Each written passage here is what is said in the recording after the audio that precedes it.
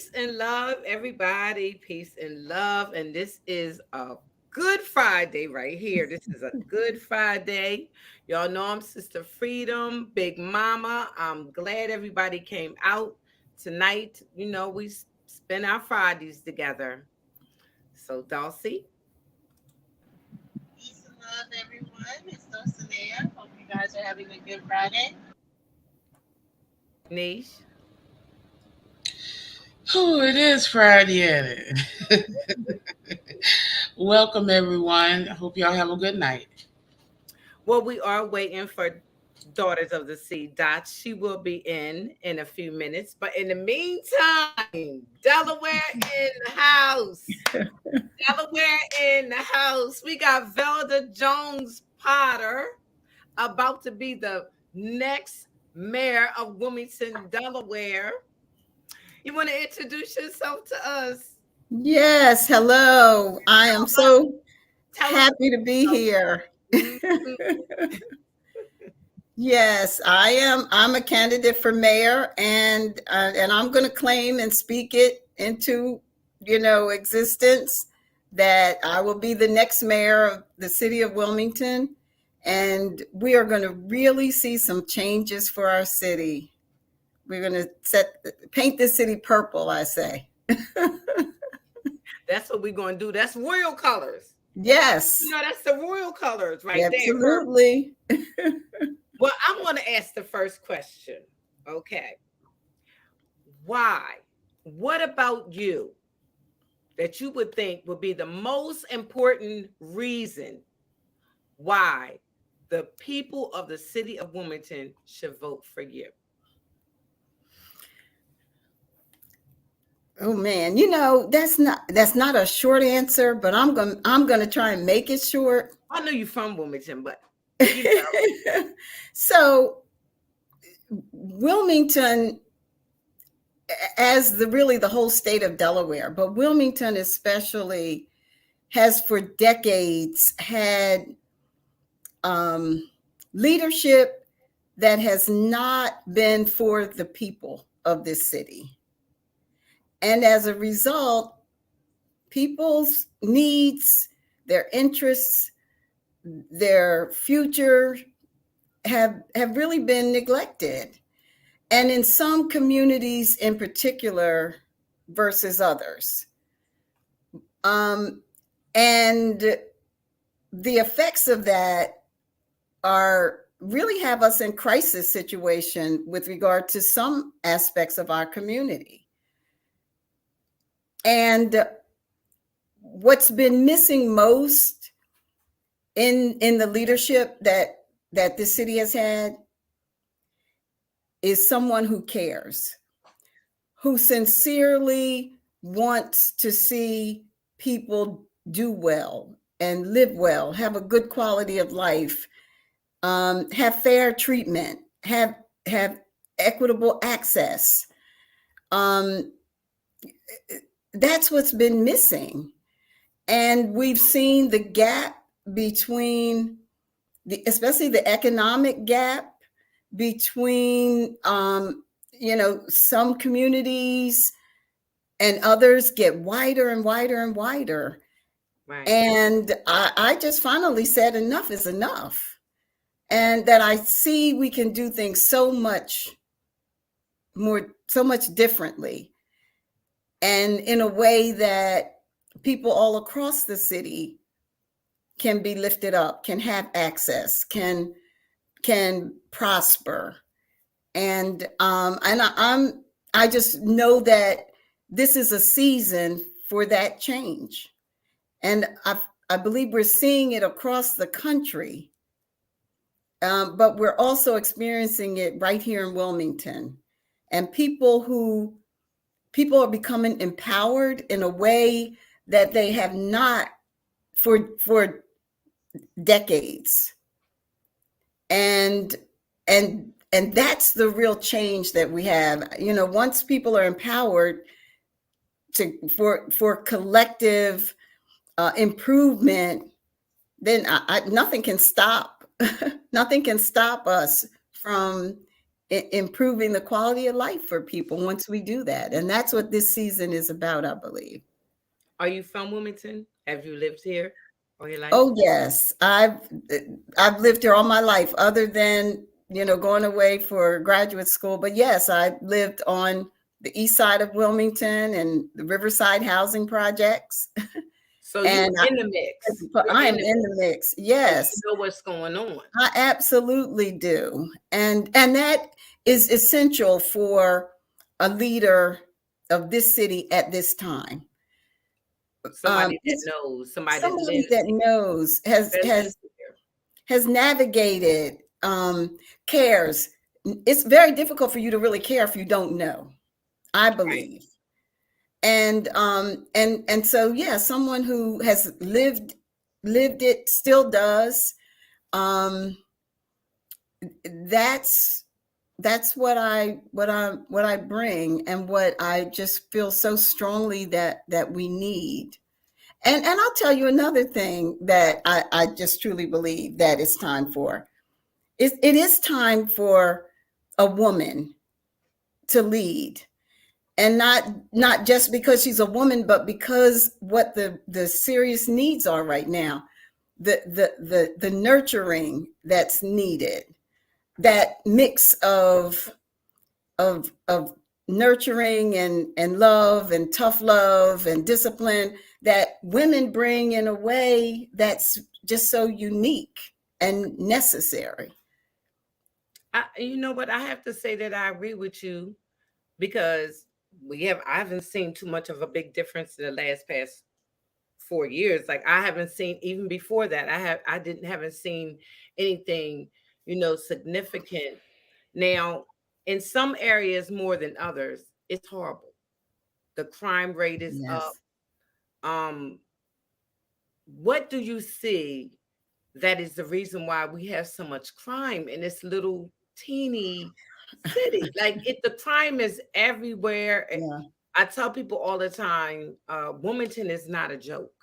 You can't just come here and think that you could stand on a corner and do a whole lot of rah-rah. If you're coming like from somewhere else and you don't really know how Wilmington is, you can't be like them Israelite groups that might be really, hostile or whatever. You can't come to Delaware and do that, because you're gonna end up in a fight or something. Right. And Delaware is just not a place where you can come to and do things like that.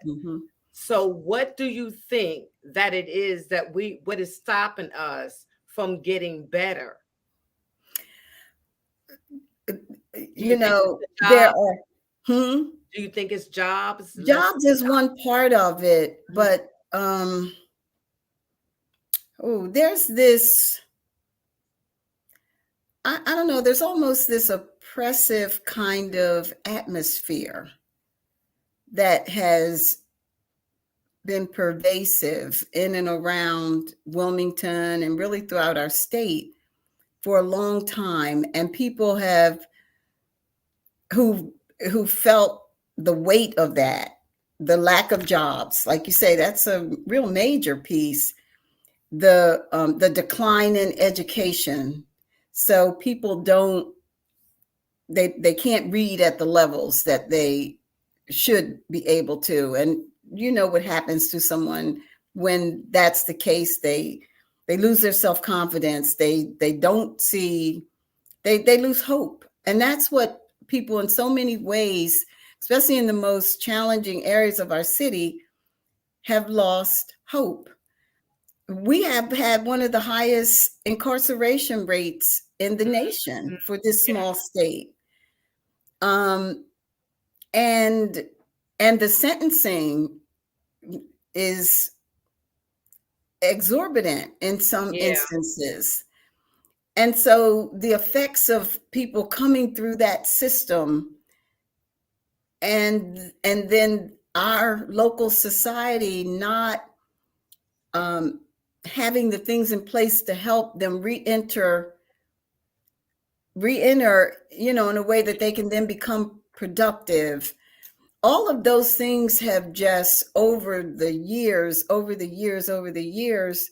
created, especially in some communities, this real dire situation. And then you overlay that with what's been happening in the last 8, 12 or so years on the economic side of things, with a lot of housing initiatives, homes being built, but high-end luxury homes that then people can't afford them. That has made the whole market go up. And so people can't afford to rent. We have so many more people who are facing homelessness. And it's like all of that is just coming to a head. And we've got to do some things very differently. Yeah, we do. We really, really, really do. Because there's a lot of people that get out of prison and jail, if they're two different things, and can't get jobs. Yeah. They have nothing. They have nothing set in place for them to get jobs. A lot of them come home. They don't have nowhere to live.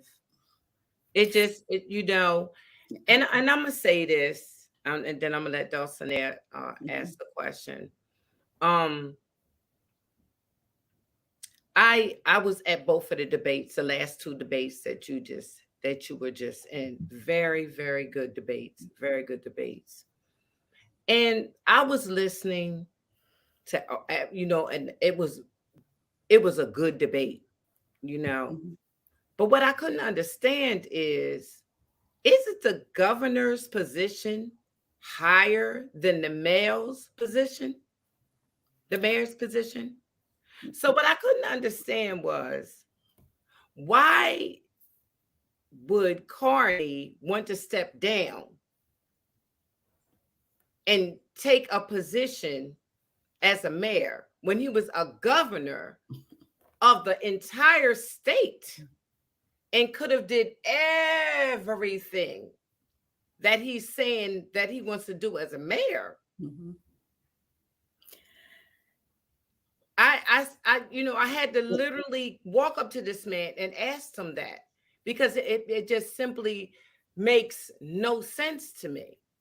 And there was some questions that was asked. I don't understand that. It's perplexing to a lot of people, honestly, because, as you said, the governor of this state is the highest ranking elected state officer, period. Right. The largest budget, so the full budget of the state, direct control over some of the most critical resources that affect our cities, like education. The Department of Education is completely under the governor's control. Budget and resources and policy, all of it. Social services, health and social services, mental health support, help support for trauma victims, all of those things that help people who need to deal with and address social issues. Those things all fall under the purview of the governor, with direct control over what happens there. And it is, it is perplexing to people when you have that kind of direct control. Right. Which means that you had the control to do everything that you're saying that you want to do now. You exactly. had years, not just 1 year. Even prior to him being the governor, would you say what was his position? The lieutenant something? He has served as the lieutenant governor for 2 terms, so 8 years. United States congressman, so representing Delaware down in Washington for, I believe, 3 terms, 6 years, if I'm not mistaken. And now governor for his second term, 8 years, will be a full 8 years. So with all of that time at the top of the state's structure, leadership structure, with the budget and access to the resources that Washington, D.C. and others would Right. have to bring to bear, and didn't make it happen, didn't get it done, in many ways I mean, I failed don't know our why we children, to and trust it. now want to do that from from a place where you don't have that kind of control, you don't have that budget. It's perplexing and really concerning. It really really is is. very It really concerning. is, because nobody knows why they're supposed to trust him. Right. Of course, we got uh, pieces of people here. I don't even know how. It just behooves me as to how they could listen to this and not question that. Mhm.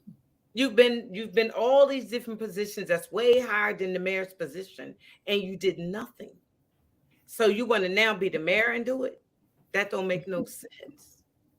And it's like it's almost like he's doing it for smartness Mhm. or meanness. Right. It just doesn't make any sense. And sometimes I wonder about our people: is your eyes open? And I believe this is what this season, this election season, really is about. It's about that opening of the eyes. It's about that awakening. Yes, it has to be, because the Delaware is no joke. Right. It is no joke. And and if people would come and see how the city is, on how much changes they could have made, how much they could have did in town on the mall, how much that could have been done. I mean, you have the access to do the cleanup Jessup Street, the cleanup over there where Bennett Street is, the cleanup on the west side. Yes. You did none of this. And now you want to try to, you've never lived and experienced the people here, and all of a sudden now you're going to knock on doors, and you had all these years to do this, that, and another. That don't make no sense to me. That's just like Trump saying that he's going to build a wall and ain't put a toothpick up. And that's just like Trump saying, I don't want no immigrants here, and his wife's an immigrant. That just doesn't, it's like a contradictive, make no sense. Like, it just doesn't make any sense. Why am I supposed to believe anything you're saying? So, okay, Dulcie, if you got a question, I'm just because I live here is the reason why I'm just rattling on. But if you got a question to ask, Miss Velda Jones-Potter. Yes, I do. So, peace everyone. Sakina, Doc Boss, American Lotus, Boom, Dark Chief, and Alexa B. Thank you guys for tuning in and commenting. Before I ask my question, I do want to say I did catch a lot of the debate, and I do want to commend you. I think it's really good that you didn't focus on the governor and what the governor hasn't done, but rather your plans and what policies you plan to instill, which I think is really good. Everyone always focuses on the other side and not really what they plan to do. But my question is first, and you can tell me if this is a big thing in Wilmington, but I can see across the country right now, when it comes to our community, there's a growing distrust of the Democratic Party. They feel like they put their trust in the Democratic Party for years, over 20 years, some people, and they feel like the trust that they put into the party hasn't been returned back in policy or doing anything to build up the people. So is that something that you face in Wilmington? And if so, what do you feel like you'll need to do to get the trust back for the Democratic Party? I am, really so glad you brought that issue forward, because I absolutely feel that that is a major issue here in Delaware as a state, and definitely in Wilmington as well. Delaware has this thing that's called the Delaware Way. And it's something that's kind of been held out over the years, like decades, as the way, kind of like the character of Delaware, the way Delaware does its its politics and its service. And what it's really evolved into is a system that works for a few, but not for all. And that just really perpetuates the same leadership that's in effect chosen by a few and not by all, by the way the Democratic Party here in the state goes about operating its machine. And I mean, honestly, just being very selective in who they welcome into the fold when it comes to being a part of the political process and the leadership of the state. So fundamentally not democratic, because a democracy says, let the people decide. It says, educate and inform the people and let them determine who their leaders should be, and by virtue of that, how their state or their city should run. And we have not had that. And so when you look at where we are on so many of those things, crime, education, health, I mean, you name it, a judicial, judicial system. When you look at where we are on so many of those things, it's been under Democratic leadership. So that begs for change. That begs for something different. And that's where I just believe with all my heart is where we are on pace for. A movement that opens people's eyes to just that fact, that over time, that very political structure, that very party that should be looking out for the least of us, for all, to be inclusive, hasn't delivered on that the way it should. And I think people are becoming more and more aware of that. And the way things are happening now, I think, is revealing. And ultimately, I believe, will lead to a better system. I don't know what that looks like, but will lead to a better system on the other side of this. Be it one that recognizes its methods and its shortcomings and its impact on the lives of a majority of people who are Democrats, or other drastic changes. I don't have a crystal ball, but what I do know is we cannot continue things the way they are, because it's just not working for people as a whole. Nisha, did you have a question? Thank you, Nisha. Did you? Yes, ma'am. What's the difference between you and your opponent? What's the main difference you feel between you and him? I believe the main difference is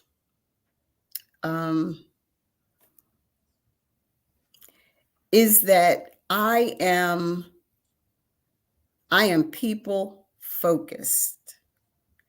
I come from the philosophy and the value base that says people first, and that everything we do needs to go through the litmus test of how is it going to affect the people at the end of the day. And we're not always going to get it right, But if that's always our litmus test, we'll get it right more than not.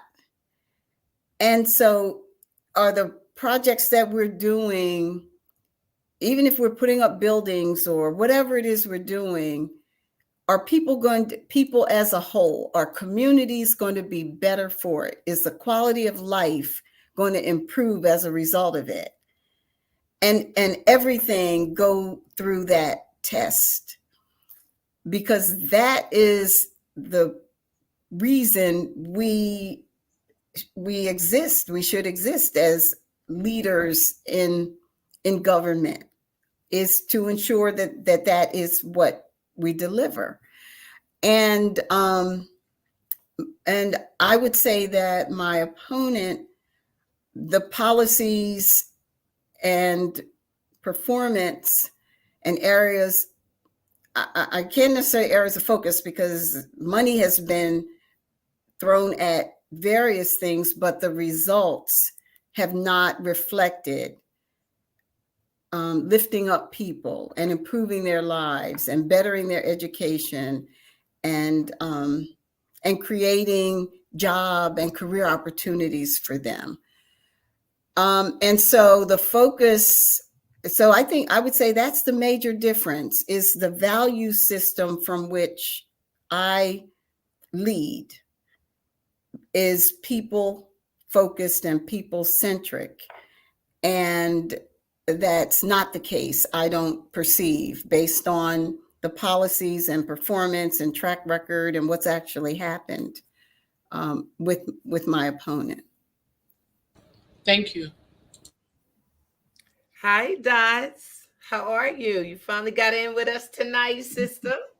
Hey y'all. Hi Velda. everybody. How you doing? Nice to see you again, Miss Velda. Hello. Good to Best see of you luck as well. in the upcoming elections. I really do. Thank you. Hi to the family in the chat. Yes. So we've been talking about politics and everything, obviously, because of the presidential election that's coming up. And we also have had a lot of conversations about local elections, right? Like if you really want to see where your vote matters or the impact, the direct impact, participation locally is really, really key and it's important, So I know you're running for mayor of Delaware, which is awesome. And I wish you the best of luck in that, really and truly. But I wanted to talk to you about the climate and culture of education in Delaware.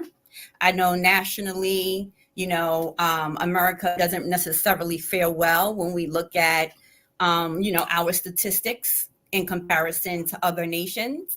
But I was looking up Delaware statistics in education and where you guys rank, right? I think it's like 45th on average, give or take. Yes. Yes. So I don't know if Delaware has school choice, charter schools, public schools, but can you just speak to, what is the culture and the climate like in Delaware when it comes to public schooling, right, for our children? And, we manifest things over here. So when you are successful in your mayoral campaign and you become mayor of Delaware, what is your policy and what is going to be your focus around that? Yes.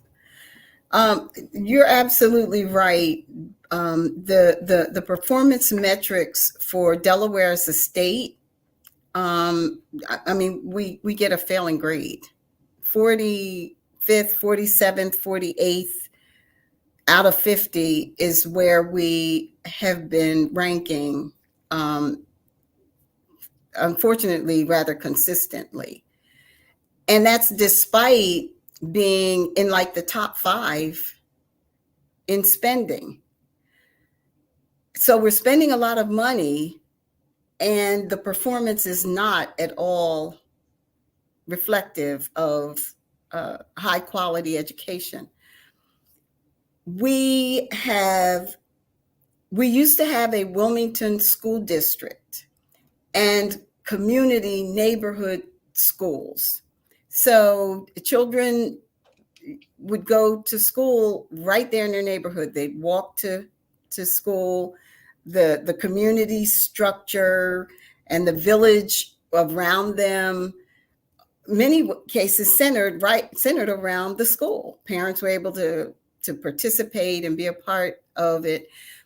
And when, as a state, we went to busing, that changed drastically. Our children are bused for an hour and sometimes an hour and a half. They're getting up at 5:30 in the morning to be on the bus. School lets out at 2:15. They may not get home till 4:30.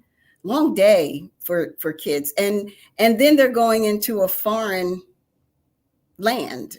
They're not in their community. Their culture and norms that they're accustomed to living with every day, it's an unfamiliar place for them to be. We do have charter schools, and you filled up so quick. And we do have charter schools, and there is some ability to choice children into those schools.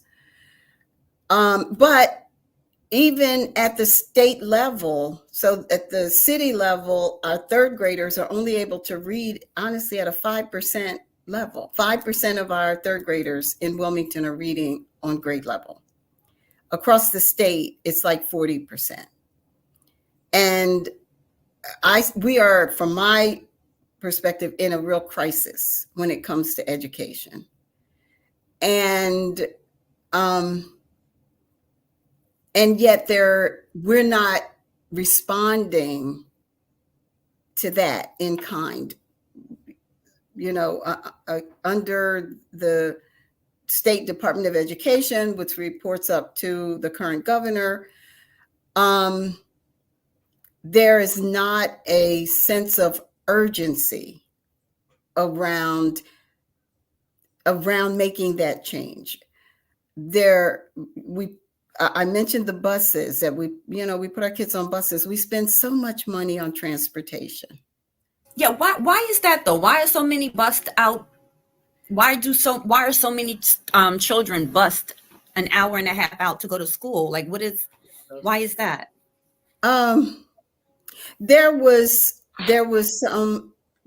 litigation some years ago that resulted in a determination that some schools were racially identifiable. So they were predominantly Black or almost all white schools, and there was disparity in the quality of education and the outcomes in those schools. And so for whatever reason, the remedy that was brought forward is, well, let's transport the children so that the classrooms are more equally mixed, that they're not as racially identifiable. And I guess the thinking there is that, that in and of itself is a factor in children learning. When, if you look at those schools now, there's the classrooms are still very racially identifiable. A lot of the children of color are in special classes, identified as special learning needs, and very much, separated. And just the performance across the board has declined. I think there was also this move. It was during a period when, there was flight from the urban city center out into the suburbs.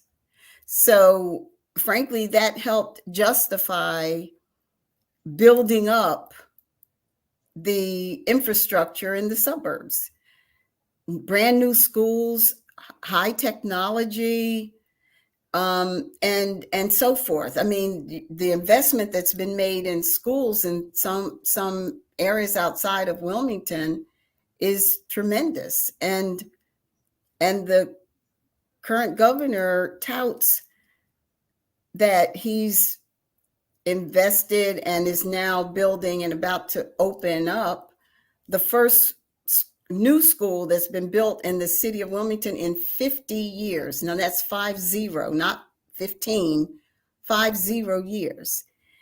As if that's something to be proud of when you've been the leader of the whole state and the Department of Education for at least the last 8, and then lieutenant governor for 8 before then, and Congress for 6. So why are we only in 50 years investing in a new school facility in the city? And frankly, that's only bricks and mortar. That's not addressing the issue of how our children learn and what kind of culturally sensitive and competent environment they need to be in to be nurtured and to learn. The building doesn't address that. And so that's the dynamic that, has kind of belied our education system for some time now. And the answer, I can't say that I have the full answer, but I know it's not bricks and mortar. I know it's got so much more to do with community and learning environment and people who believe in children and how that gets imparted during the way that they're engaged with day in, day out, minute by minute in that learning process. And that's not happening. And typically that happens in the space where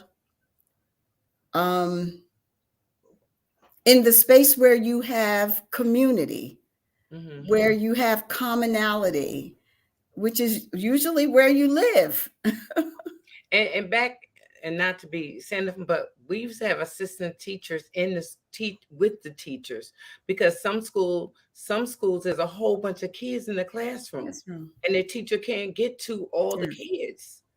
So they used to be where they had the grandmom, they call them the grandmoms in the classrooms. They used to be the assistant teachers. Yes. That would help out when it's so many, it's so many children. And what you were saying, they are closing schools.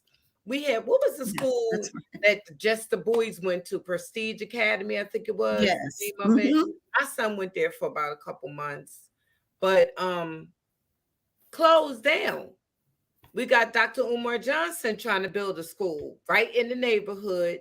And he, if anything, he should have been putting money. I'm talking about the governor, put money in to make sure that those schools were being built, because I think it's 3 parts or 2 or 3 parts of them schools. Yes. Most of the schools in the cities are being shut down, and that's not to mention they busting them out to these teachers. I'm gonna say it like that don't understand them. Yeah. And I know that's pretty much what you're saying. Yes. You say culturally based, meaning that, and the teachers out there don't understand them. When they don't, they said that they are special needs. They give them all kinds of negative attributes because they don't understand the children. Yes. They don't understand them. Yes. And it's things like body language. Right. Body language, tone. I know. Not that they pay them anything. They need to even pay the teachers more. Yes. And they need to pay the teachers more. Yeah, top to bottom, there needs to be a rework of how our children are being educated. And I just fundamentally believe that need ultimately where and how they're educated needs to be aligned with where they live, because that cultural competence is so important, because how the communication happens. You know, an example, growing up, my mother didn't have to say a word, and neither did the teacher. The look said it all. And you knew what that meant, and you knew to jump in line. And there's some fundamental values like that. And in some ways, culturally, how that's communicated, how that discipline is instilled, the expectation that you are going to knuckle down, you are going to do this work. And then there's tremendous need for parent accountability in this process as well. And because we've lost generation or generations of that involvement, we've got to, I believe, do some work to re-engage and to help develop parenting in a way that that they will become involved and can then be accountable and be engaged. So it's going to take that partnership and that collaboration. But when the second grader is on the bus and down in Glasgow, which is an hour and 15 minutes away, right? The parent can't get there. It's like just such a disconnect. And we've got to reckon with that as part of this whole change. I would love to see a Wilmington school district.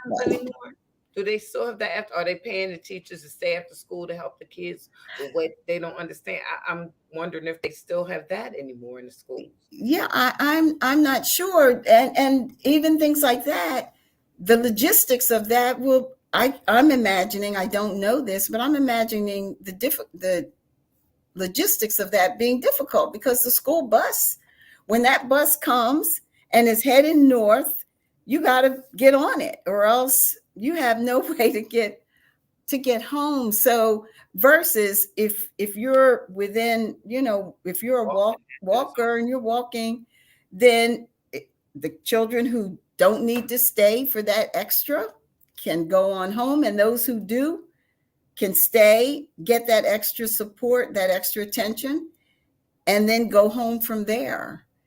And so much can and should be done right there in that school.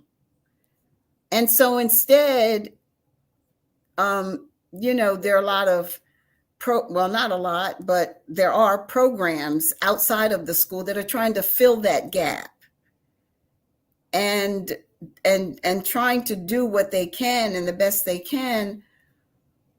But we wouldn't need as many of those programs if that kind of support was embodied in the school itself.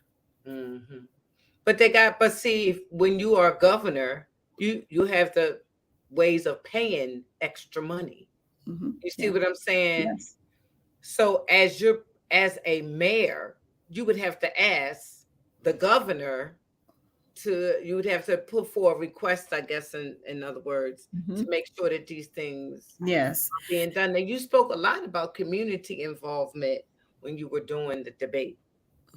Wait a minute, let me make sure. Dots, did you have another question before I ask this next question? Dots, are you there? She must have stepped away. Dots, yes, I stepped away. 1 second. Give me a minute, please. Okay. I'll be right back. Okay, I wanted to ask, you spoke a lot on community involvement. So when you become mayor, what type of things do you want the community, like, are you going to start different teams on different things that the community can be involved with to make sure everything runs smoothly? Is that what you were saying? Yes. I believe wholeheartedly that, and I guess I don't understand why leaders don't welcome the community to be involved, to give input, to be a part of the solution, through things like the civic associations, and not just existing kind of separate and off from the city government structure, but being strengthened by the government structure. Because here's what I've seen: civic associations and other community groups may be a community group that is comprised of entrepreneurs, because that's their common interest, or arts and culture, because that's their common interest. Whatever it is, we have those groups that exist. And the civic associations in particular are typically about the work of what their individual community needs. Is it street lighting? Is it, is it the trees are so overgrown? Is it crime in the neighborhood? Whatever those things are that each individual in its own unique way needs, they're the ones with their finger on the pulse of it, because they are the community. And so I see them working very hard, trying to make those things happen. Want new lights because they see kids start to gather and get a little rowdy or whatever, and feel like if it's better lighting, that will just help that whole situation. And they're trying to execute the process to get that, to make that happen. Now they work every day. They're trying to put food on the table. They have the challenges of life, but as a civic association, they're trying to make these things happen, and they take one step forward and two steps back. And I believe that the city government, and what I will do, is create an office of neighborhood development, whose job it is, whose responsibility and accountability it is to support those civic associations and those community groups who are trying to do good things in their community. So if you're trying to get the lighting and you're putting in the work, this individual and the team that would be working there is going to help you do that, so that the ball can keep moving and you can see it come to fruition. Because otherwise you work on it, and then, like I said, life happens and you just can't stick with it. But that's this person's job.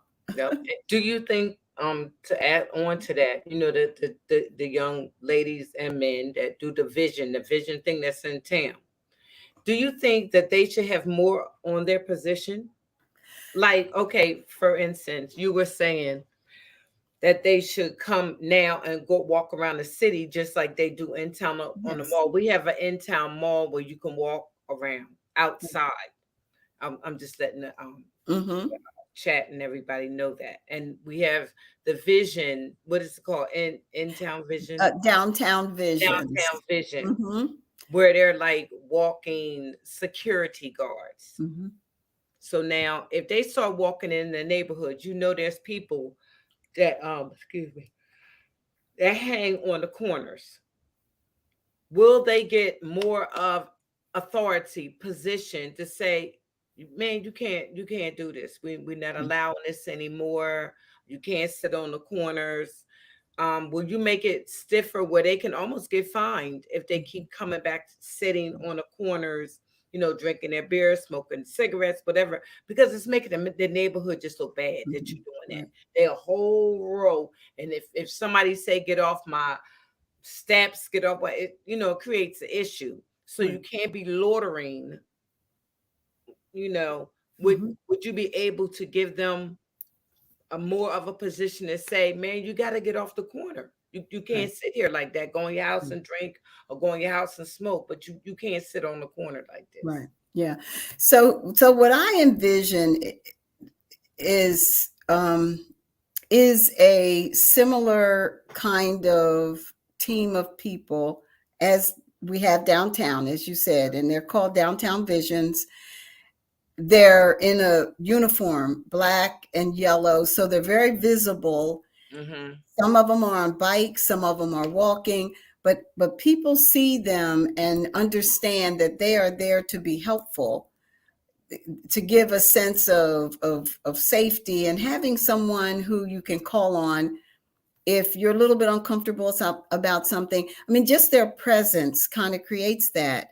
Right. And so I intend to put in place. The question came to me, well, why not have that in our communities, right in our Right. neighborhoods, Mm-hmm. and especially those where it's needed most. So I envision, and what these teams would, their approach would be a helpful, supportive approach, a relationship building approach, that they would come from the community, ideally, because then they can relate to the guys on the corner, and that they become almost someone who, the guys on the corner, the kids, bouncing the basketball out, out in front of the house, someone who they aspire to be like. Right. Because of the way that person treats them and engages with them. That's helpful, that's encouraging. So I will be looking for them to take a very different approach. And again, it's all about building that community, that unity piece of community, and as much as possible have it come from within people who live there, people who know them, who they know, who they can come to know, that kind of. And we're a small city. Yeah, we're a small city. We are a small city, almost a small town. So we ought to be able to recreate that. And I say recreate it because we had that. We used to have that. That's that community, Southbridge, and Yes, and we knew each other, and we're so small that can be for us again. And but so wait a I minute. believe Sorry. I believe that kind of a presence. And then the other value that creates for us is it puts those young men and young women who serve in that kind of street support, that compassion team kind of place, space. It puts them on a path toward some other future career possibilities. Like, because they would come to understand kind of the rules of how you engage with the public. They'd have to have some knowledge of how to and when to connect with police if necessary, Yeah. how to get other support services for people. And that will put them on pace for, hey, being part of the pipeline for the next classes of firefighters, the next classes of police officers, of EMT specialists for emergency. Because right now it's held out that we can't find people from the community, so we don't have diversity we don't have nearly as much diversity in those roles, police officers, firefighters, etc., as should be to represent, the diversity of Well, the they're not gonna community. give them a job if they got a felony on their record.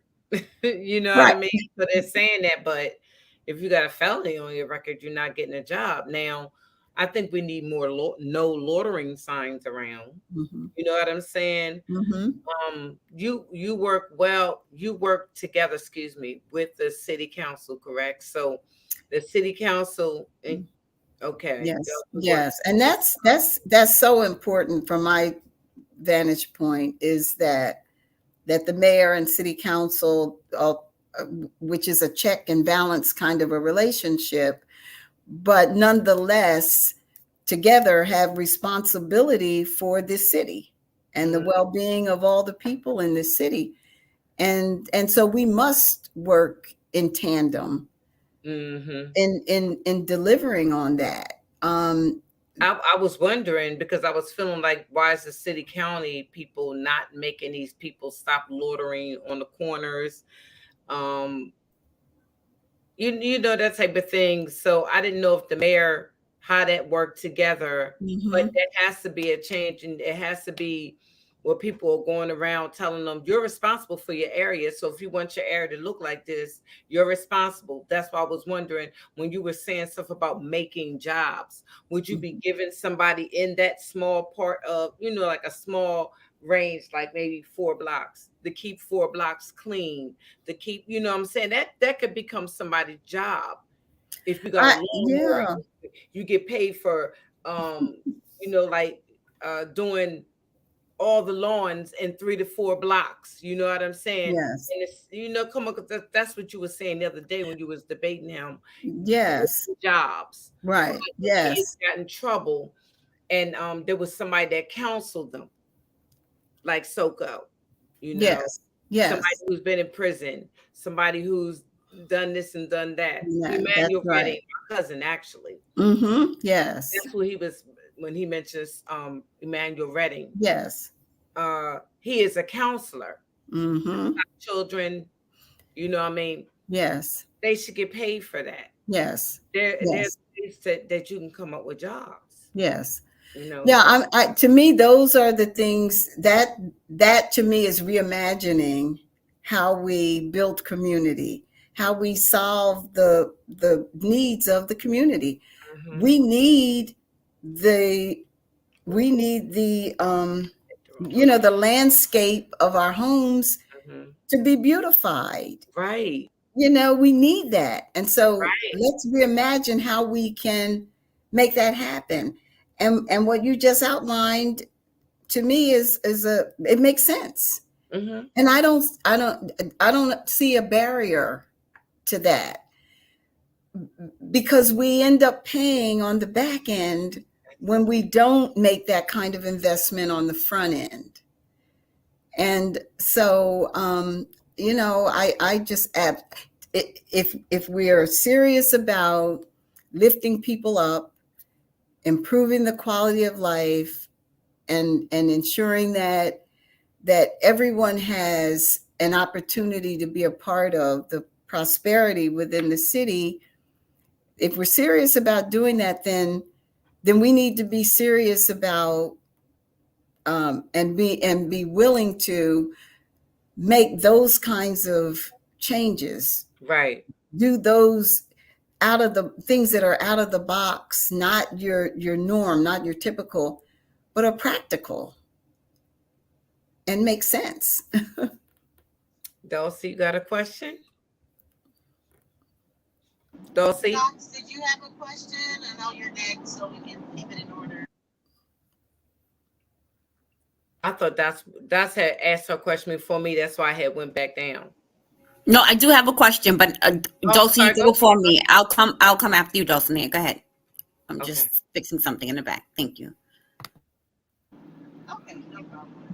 So I had a question. I think it's called Riverfront, that you were saying in the debate that there's been a lot of resources, a lot of money that is built as far as the riverfront, especially when it comes to business, but the economy is not benefiting all of Wilmington or special areas of Wilmington. So if you did become mayor, can you tell us a little about how you want to address like the businesses in Wilmington, and how can you, with all the infrastructure that's going to building up business in the suburbs, make that actually applied as far as to the economy in Wilmington? I heard some of your question, but it was a little choppy. Can you just maybe ask that last part of it again? Yeah, Yeah, it's no problem. I wanted to know the policies that you plan to enforce as far as for making sure that the resources that are coming from places like Riverfront are going into Wilmington and what you plan to build Wilmington business. Right onto exit. Okay. Um, I just fundamentally, and I come very much from a engineering and finance kind of background. So it's like, what's the problem? How do we get about solving it? That's sort of the engineering piece. And then the finance piece is, and how much is it going to cost? How do we afford it? How do we fund it? And what's the return on investment? And so I'm like sort of constantly looking at our challenges and the solutions that we consider kind of with that perspective. And so, yes, where we've made major investments, taxpayer dollars, like the riverfront, and many of the development projects, housing and condominiums, frankly, in opportunity zones, which by their very definition are areas where what happens in those areas and the funding that's used to make those things happen are absolutely expected. In fact, it's required that they create a benefit for people in those underserved communities. And I think what has not been in place that I most definitely will put in place with my administration is to ensure that that question is considered and built into the decision of whether or not something is a good project right at the beginning. Does it return an investment, a benefit, a value add to the community, jobs, social impact kinds of elements or money that can be used for those, beautification. I mean, it can come in a number of ways, but that needs to be clearly considered as part of the decision and the original negotiation around how a project, if it happens and how it happens, and what kind of funding, tax dollars get built into it. And then the very important part is that there's accountability on the back end that it actually does happen. And that's, neither of those two pieces have been being done very well, but especially not the accountability piece on the back end. And so, all too often, the folks who were the primary participants and benefactors of the project, they walk away most often with the results that they set out to get. The financial gain, the profit, whatever that might be. And then, but what does the community really end up with that's tangible benefit and improvement to the quality of life of those people who live there? And yes, I will absolutely, that will be a cornerstone of how my administration operates and works when it comes to development, to growth of businesses, which we absolutely want, we absolutely need, and we will have. What we'll have is that and the plus factor, that plus the community will see and realize a benefit.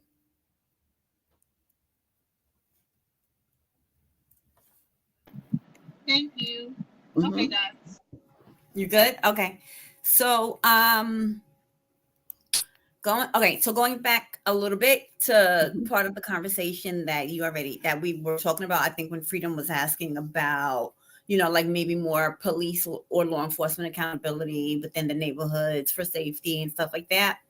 And that also somewhat ties to my question, just around education. And I like the fact that, all of your answers so far as I've been listening, it's it sounds very community oriented and community focused. I think that, especially when it comes to education, when you talk about the importance of the community, right? Like the demographic, their parents, their family members, really being involved. Because just quick story. So like I live in New York, right? Proud New Yorker. And I don't know if you remember Mayor Bloomberg, right? We had Mayor Bloomberg come in as the mayor of New York City. And when he had came in as mayor, since he also is from that business background or what have you, one of the things that he did in terms of his platform and what he ran for was the introduction of charter schools, right? And school choice, which is how it was presented.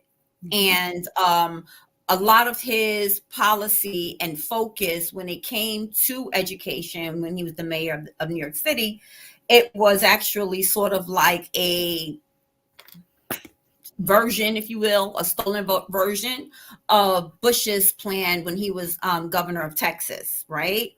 The No Left Behind Act that came in, I think, around 2000.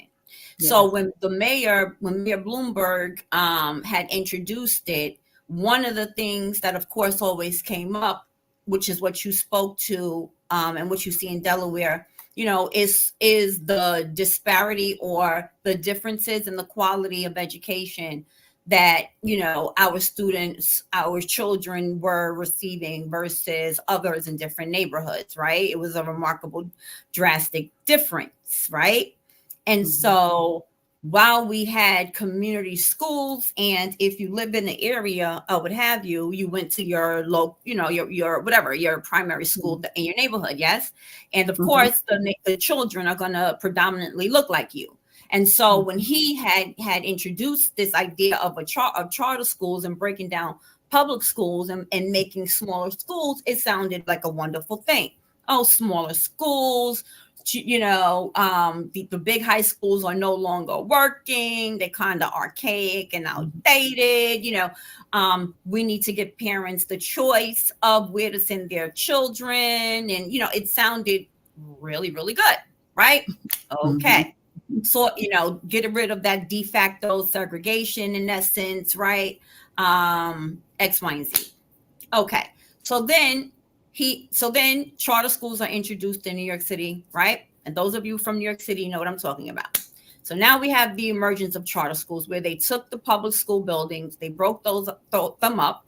And so instead of having one elementary school, let's say in one building, okay, now you had sometimes 3 elementary schools in one building, right?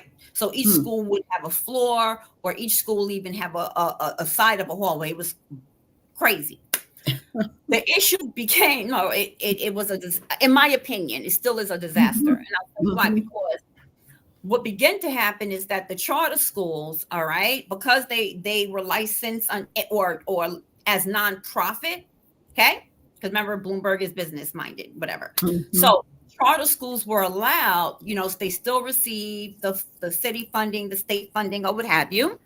And but because they were charter and they were technically non-public, they didn't have to align, or they didn't have to be in compliance, right, with the New York State regulations that that governs the local public school systems, even though they're receiving public tax dollars. So in essence, they were able to do whatever the heck that they wanted to do, right?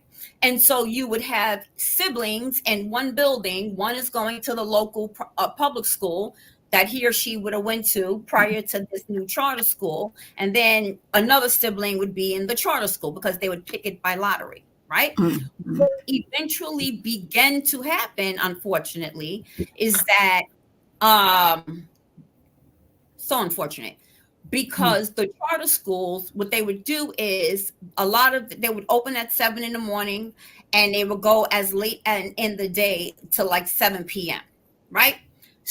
Parents didn't have to worry about buying uniforms. They didn't have to worry about the book bags. They didn't have to worry about the curriculum materials because the charter schools provided everything, right, for them. So what began, in my opinion, what began to happen was like, oh, parents, guardians begin to see this as daycare in essence, right? So I have a child, literally, this is your child's second home away from home.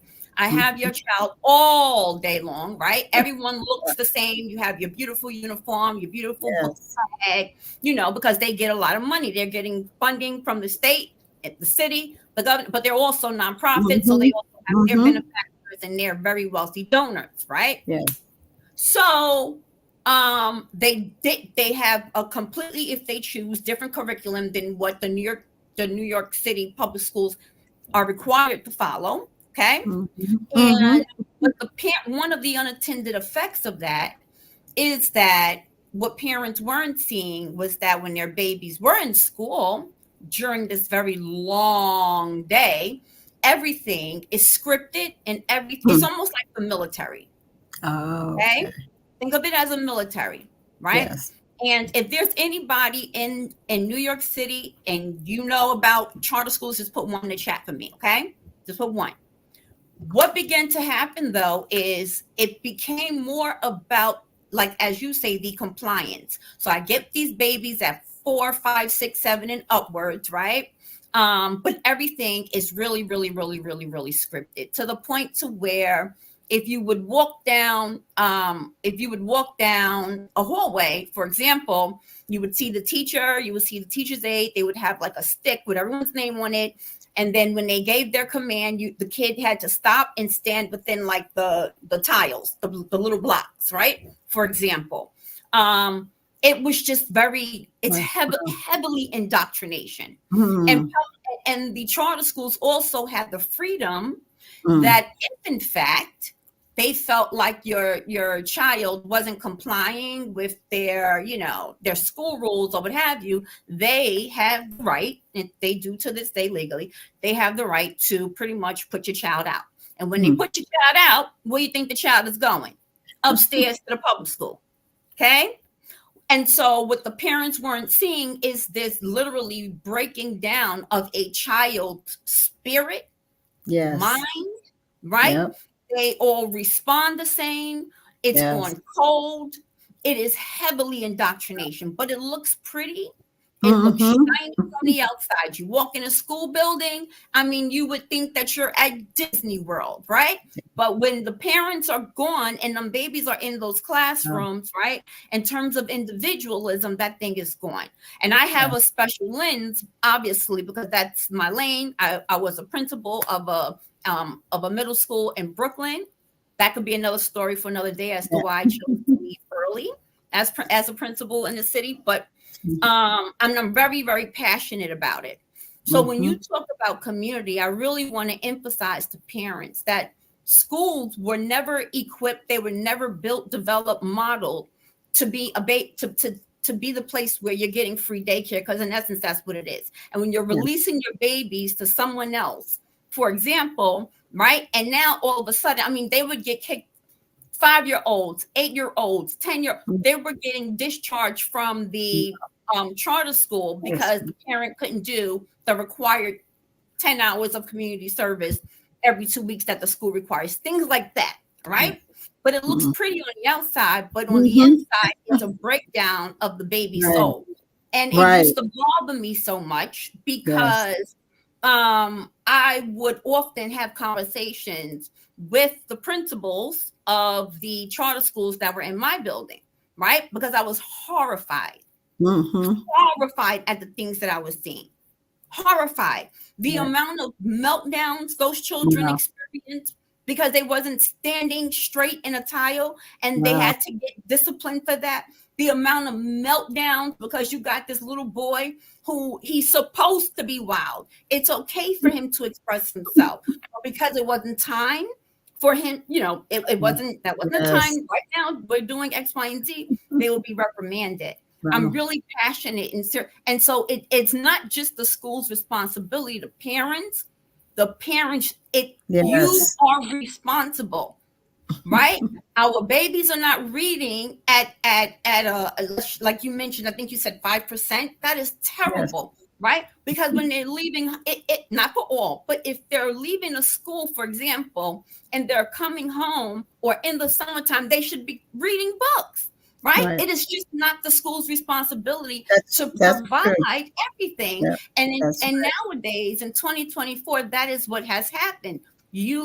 Schools are I don't understand why people have this expectation that a school is supposed to be your child's psychologist, your child's therapist.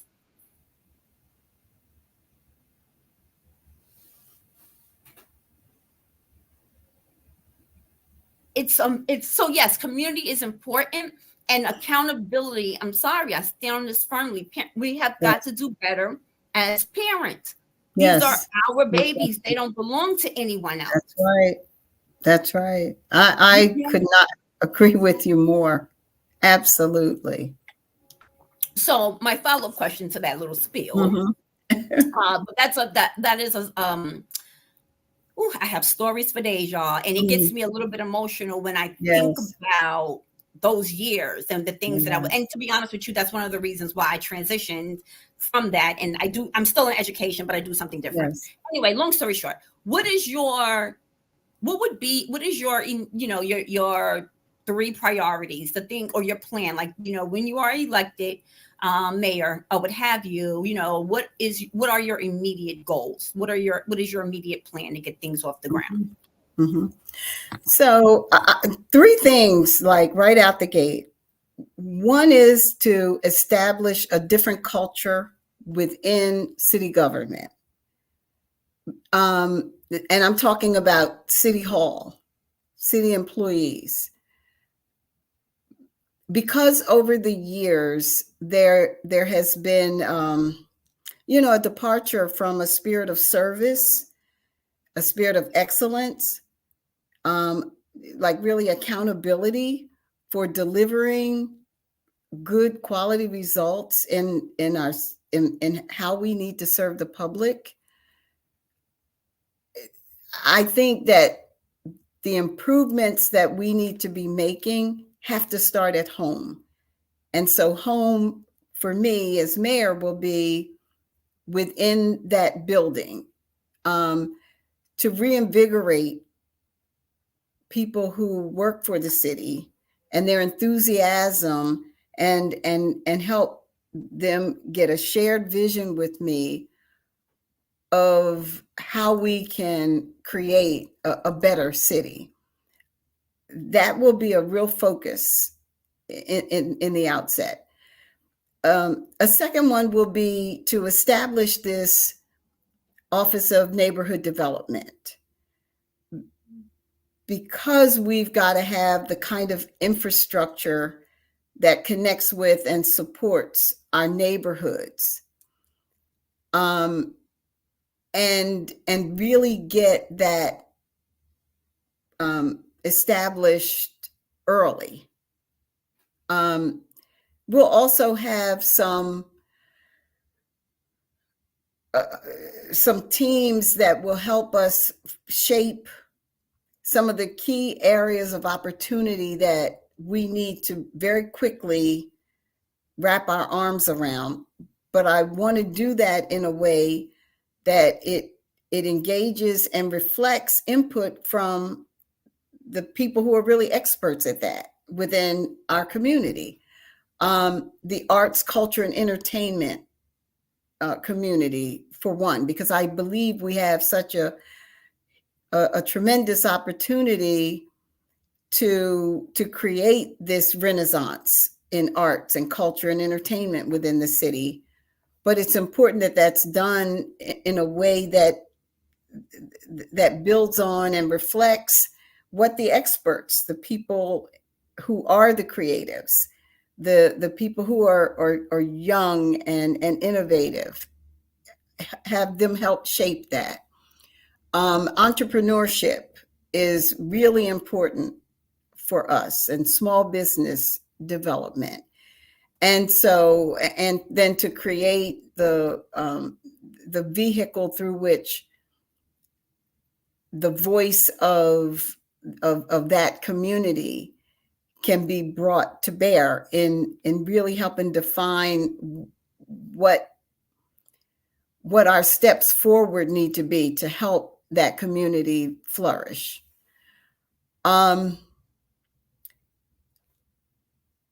Creating I call it a mandate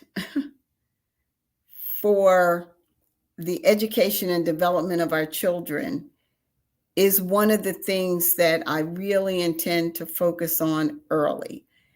And I'm referring to it as such because there's recognition on my part that as mayor,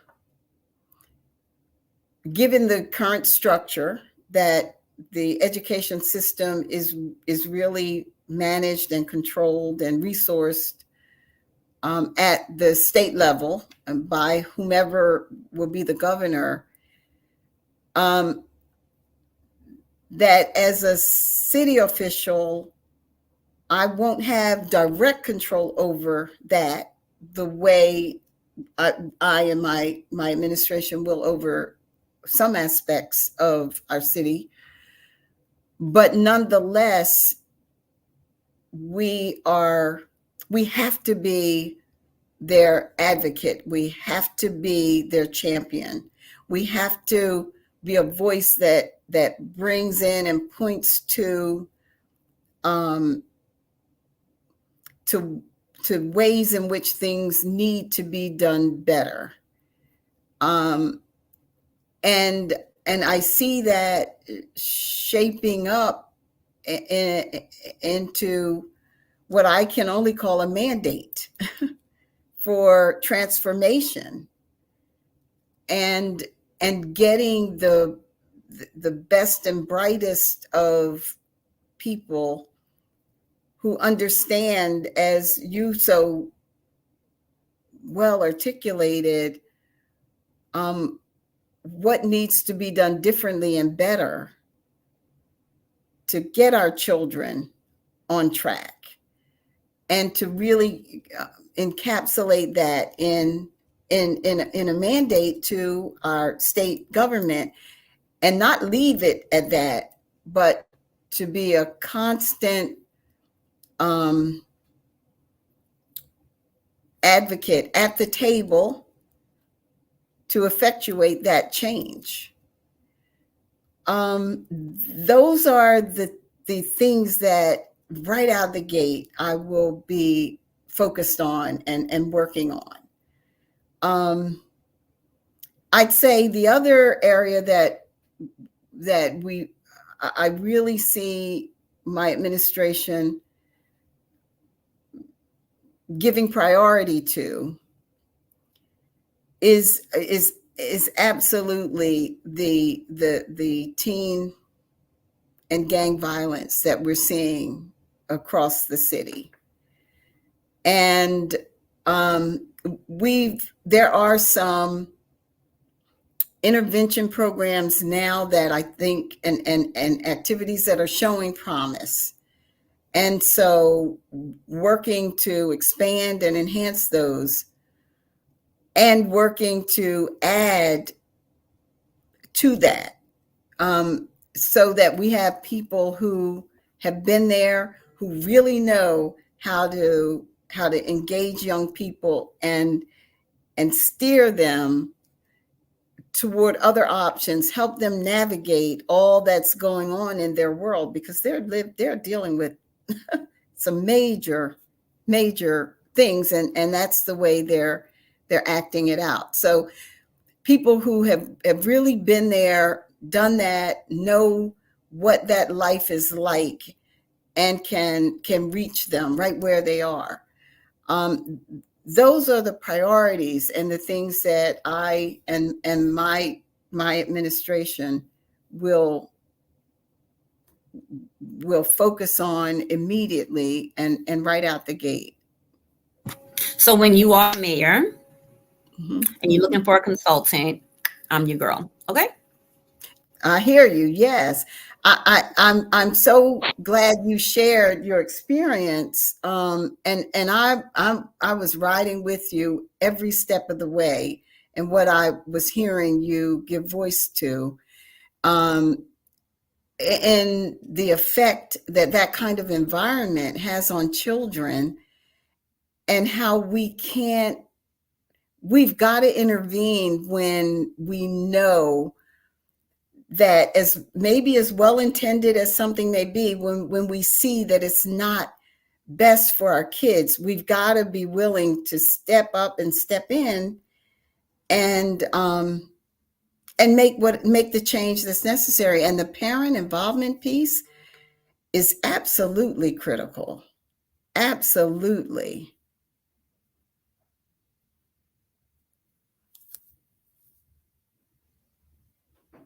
Is it back Thank to me, you. Nisha? I don't even know if Nisha got a question. Nene, you got a question? It's Nisha. Just a quick question. Can you identify a problem with the police force, and how would you fix that? Oh, that's a good question. Well, I believe that the relationship between our police officers and the community, just there's real opportunity for it to be better. That for the community to see the officers as people who will be helpful, who they can call on without fear, and for the officers to definitely have a better understanding of the communities and the people that they're serving. It's the general nomenclature is that it will be community policing, but it really is about a relationship. And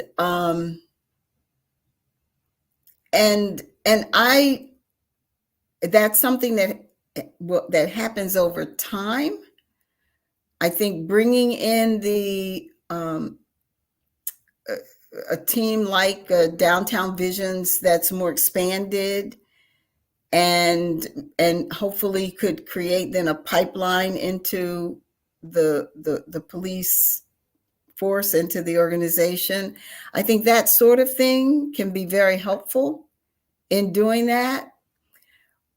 But I also believe that, as with everything else, leadership and the tone that the leader takes on, sort of the expectation that's set, and the way in which that leader engages with, in this case, the police officers themselves, sets a tone for how they will and are expected to engage with the community.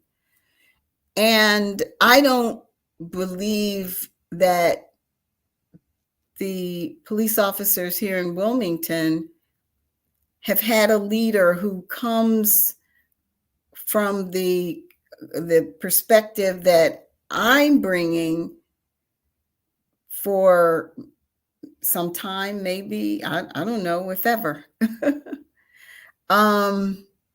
And not that I'm expecting that to be magic, I'm not. But I do understand how much people, how much and how well they respond to what they're given, to how they're interacted with, to how they see you interact with other people as a leader, and the messages that you send as a leader with really everything that you do and how you do it. And so I think that's the opportunity that we have to create that stronger relationship between community and police officers, is to begin to engage with each other, all of us, in a different way in everything we do, sort of day in and day out, how we communicate with each other, the mutual respect that we show each other, the way in which we in which we give feedback to the officers, how we use the information that we see on body cameras in engaging with people in the community, that we learn from that we get better with that, and not just react in crisis kinds of situations, but that we sort of undertake a real intentional effort to build relationship, is what I see as a need and a potential and an opportunity for us. Thank you. Mm-hmm.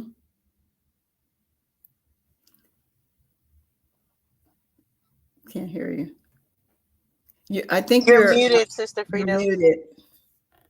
I'm sorry. I said I was going to bring up something about the elders and engaging with them, but now, and I am going to say that I feel as though that they need a liaison to let them know where they can, get help when they need help, as far as for their housing, financially, physically. A lot of people, old people, sit in their houses and their houses are decaying.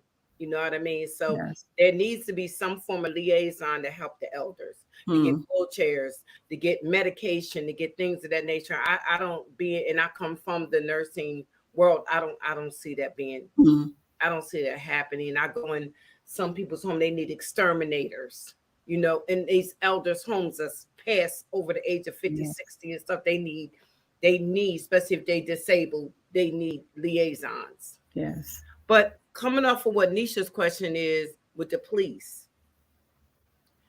Now, everybody runs to the mayor because in the minds of the people in the city, the mayor is the highest person to go to when there's an issue with the police station.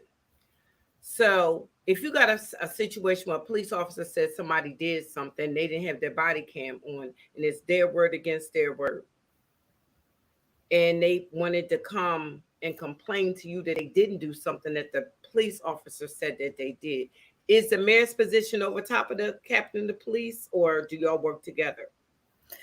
The captain of police reports to the mayor. Okay. So if the police officer didn't have his cam on, which they are supposed to, it should be mandated that they, anytime they dealing with somebody, because of all the things that's happening with the police state, with the police officers and people, would the mayor mandate that they have to have their camera on? And like you said, the way that they talk to people in the neighborhood, they talk with a nasty authority, like as if we must do what they say do. If we don't do it, and if you've paid attention, Ms. Velda, they got a tendency of not just talking to you nasty, they actually feel as though it's okay for them to put their hands on you. Then they put their hands on you, and then when you quite naturally, no one's going to stand there and let somebody do something to them. You understand what I'm saying? Yeah. Then they'll say it is you were resisting arrest and things of that nature. If someone came and reported to you that these things was happening with a police officer, would you get involved and put the right people in place to make sure it was investigated properly, and that both parties can see what's going on, so it can be You understand what I'm saying? So it can I be do. fairly dealt with, because we have Yes. had that in Wilmington. These cops are Yes. nasty. Yeah. Their attitudes are disgusting. And I play the same game right along with them because everybody knows me here in Wilmington. But I tell them, I'm looking at your badge and I know how to go to the internet and pull your name and stuff up too. So be careful how you deal with people. Right. But I'm asking you, as a mayor, would you make sure that people were treated fairly? Because we got a lot of people in jail that ain't even been to court yet. Mm-hmm. They ain't even been to court yet. And they just sitting there and they could be innocent. Right. So how would you deal with that situation? Yes. So when I was saying that city government and people who work for the city have a responsibility to be in service, to understand and recognize like why they're there, and that they're to be in service and support to help people who are citizens. And the truth about policing and just people in general, I mean, thank God most people are doing the right thing. If you come into contact with, I don't know, 100 people during the course of the day, most of them are doing the right thing. Very rarely, it's a small number that you'll find who are acting out and committing crimes and being unruly. So that alone is a good basis for kind of coming into even a law enforcement situation, really with the expectation that, I would say without the expectation that this is going to be confrontational, because most people aren't confrontational. And so it's kind of helping shift the mindset of how people are approached.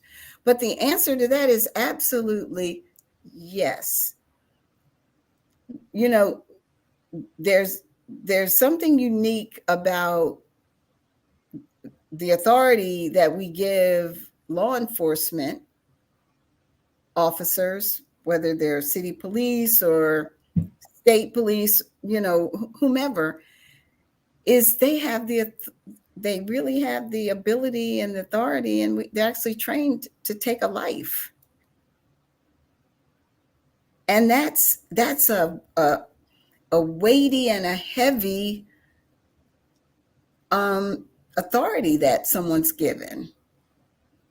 And so with that comes a tremendous amount of responsibility to the public who gives them that authority, because it's the public that gives them that authority. They work for the people, for the public. And the mayor is kind of managing and administering that function for the people and for the public. But our officers are working for, and they and the authority is given. And so there has to be accountability for every aspect of what they do and how they do it, because so much authority is given. Do you follow what I'm saying? I mean, I'm trying. There has to be. But they have a tendency, because they are trained to kill, because they have that gun, they have a tendency, and because they have the thing called immunity, which means that some type of way they get away with the dirt that they do. What I'm trying to ask you is, if a police officer does something that's wrong, right? And then another police officer says to you, well, I have immunity.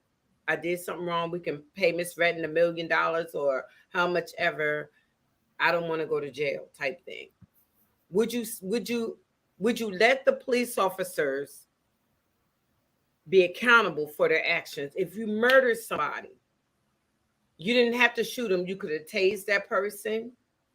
You could have, because sometimes they do this, and it's a traffic violation. Right. You got KPS for a traffic violation. There's no need for you to run somebody down, knock them down, put them in headlocks and all kinds of stuff for a traffic violation. And they do that kind of stuff. if somebody gets physically hurt or even killed or Right. harassed and somebody comes and complain, would you as a mayor hold them accountable, make them come sit in your office and confront the person? You did this.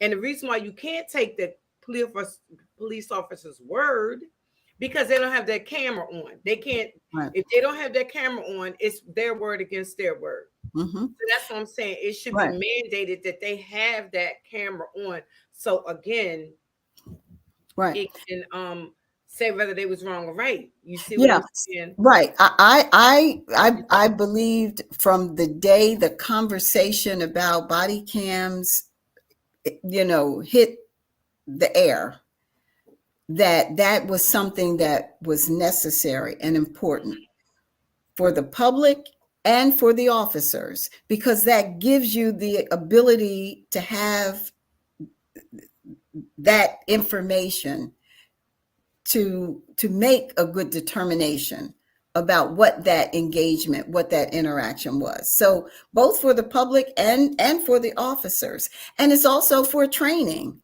Right. See, what we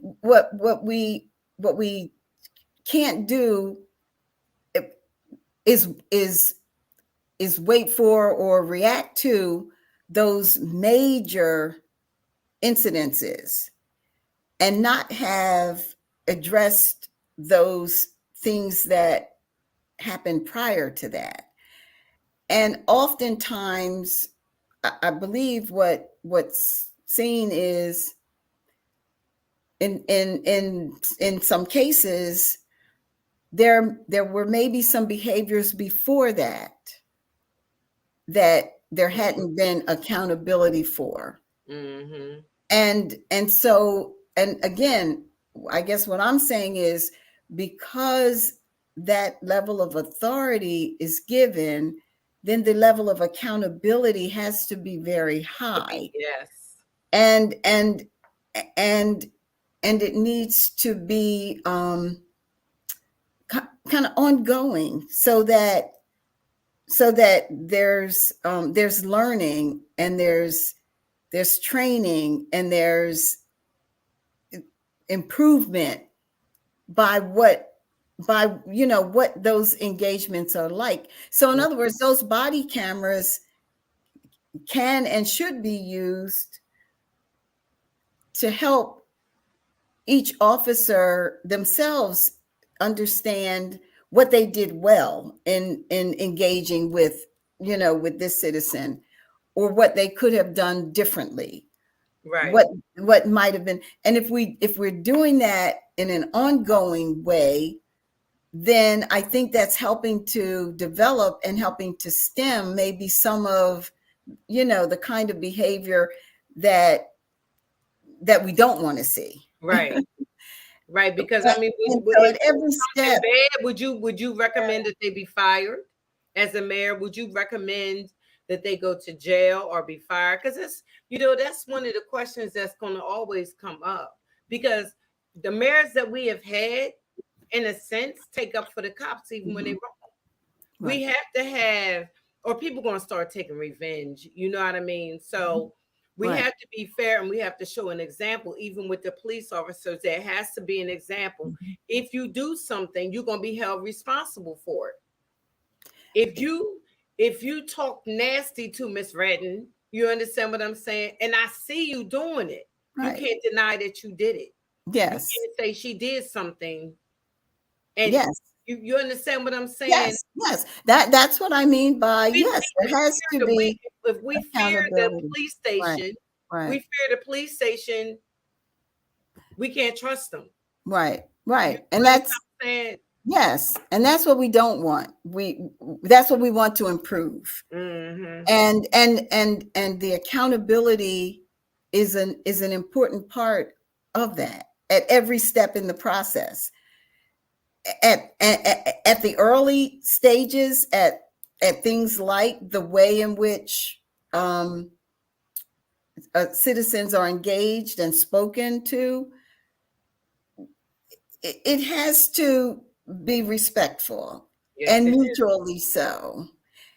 And I just believe that if we begin to use things like the body camera footage and take seriously any situations where there seems to be some question about or complaint. Those things have to be taken seriously, because those are our opportunities to get ahead of what could have been or could eventually be a worse situation. And if we're able to get ahead of those, my God, that's what we want to do. Yes. Because we don't want the ultimate conflict or a deadly kind of situation. And so that's why I said accountability at every step in that is really important. And again, I can't emphasize it enough, particularly because of the kind of authority that we give. But that holds for everybody within city government. That's true. License and inspection, when they're out, there's a way to engage with our citizens. Parks and recreation. On too. Oh, and I believe that a lot of, and I've seen how an organization takes its cues from its leader. Yeah. But it used to be that way when Fahim and cause y'all know I was terrible. I mean, right. I don't know how many times you and your husband rescued my butt out of stuff. But I'm just saying, it used to be where the police officers would take you home or call your parents. Not these police officers today. Fahim and them took your butt home, right. shook you up a little bit, took you home. There's no more, like you said, community with the police station, because it's fear now. Yeah. They don't know how to take them with all the stuff that's going on. And yes. Ben Ombre asked a question, and he's from the chat, and he said that if a police officer murdered someone, is that how you put it? I ain't got my glasses on, but if there was a killing, by a police officer, would you, and you found out that the police was wrong, would you tell the chief he got to go? He's got to go, and he will be prosecuted. He has to take responsibility for the action that he did. Would you be that type of mayor to be like, no, we can't have this, because it could be one of mine. Right. So I will be the kind of mayor that, yes, holds people accountable for their behavior. Absolutely. Right. Absolutely. Right. We have to. It's very important, because in that way we trust you.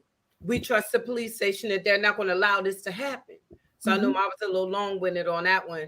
So Delcy, before we let Wild Indian answer a question, it is your turn to ask a question. Yeah, so I had a question about when you're going through your policies. I know you brought up education and the police policies. Are there any states that you look to that are inspiration as far as for the policies, or even countries that you would like that inspire you as far as to mirror some of your policies when it comes to Wilmington?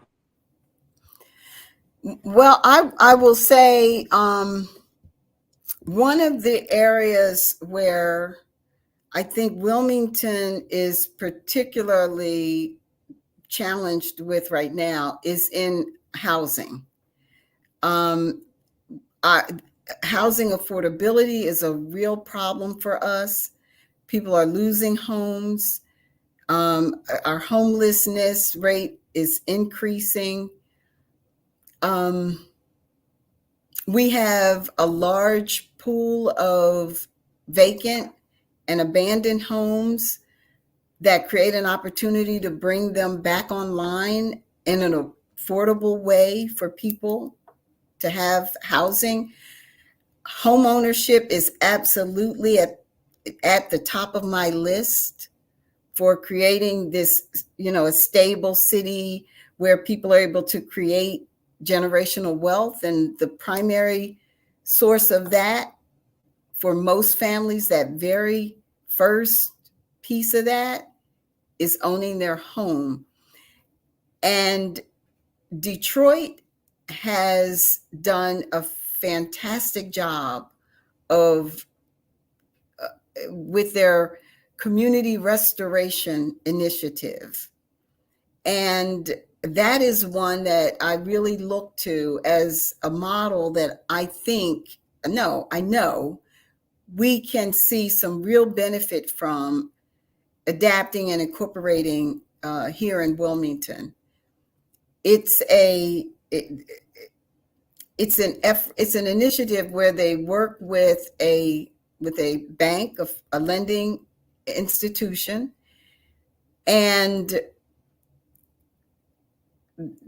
it allows people who are aspiring to be homeowners to acquire those vacant, those dilapidated properties and be able to finance not only the acquisition of them, but also the cost of restoration in a way that a traditional bank just does not afford opportunity for the average person. And they have seen huge success with that model. That is one that I definitely am looking to bring as a community restoration initiative here in Wilmington, because housing and housing affordability and homelessness is a serious problem for us here in the city. And the approach that's been taken so far is to create more supply, with that supply being underwritten or with incentive and funding largely to developers to create more supply. But what we're seeing is when those additional units are ready to be occupied, the cost is unaffordable by people who live here. So we've got to work on the other side of that equation so that individuals can receive the benefit of bringing those homes online. And one of the key stumbling blocks for them, or hindrances, is the ability to access the financing to be able to afford. They're paying $1,600 a month, $1,800 a month for rent, and so they're able to do that. And yet, because they don't have a full 5-year history of continuous job experience or on the job track record, don't have all the capital on hand for your typical down payment for a home, and because the numbers don't work in terms of loan to value of the property, they're just not approved. And Liberty Bank in particular, and there are others, Liberty in particular and a few others have worked with the Detroit in their restoration project, their restoration initiative, to rethink and relook at the lending approach for that profile client. And that is the profile of a lot of people in our city who can own a home, except for some of those elements. And I believe it's something that can really work well here and create a lot more homeowners and help address the affordability challenge that people are experiencing.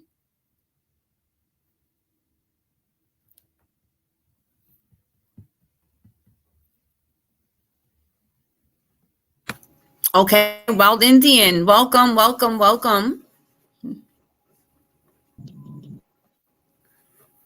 Yep. Wild Indian, you hear us? Yes, we can. Maybe you got to speak a little louder. Do you have a question? Yes. It goes to, by the way, my name is Willie Jones, but My handle sometimes go by Negro out the trenches, original builder. But I also go by Show Enough, Show Rub. That's part of my corporation.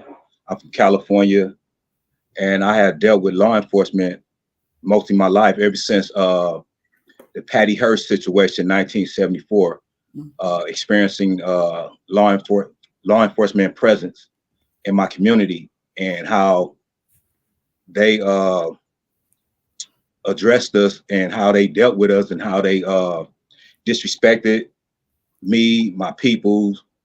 Just having that contact with them at a young age, you know, it grew me into a conscious to where I'm at right now. And what I learned was by default about the judicial system and how it's all connected to the law enforcement enforcing the laws of the legislators and whatnot.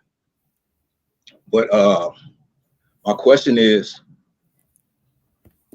how we expect to have protection out here in public when we are not up under our right identity?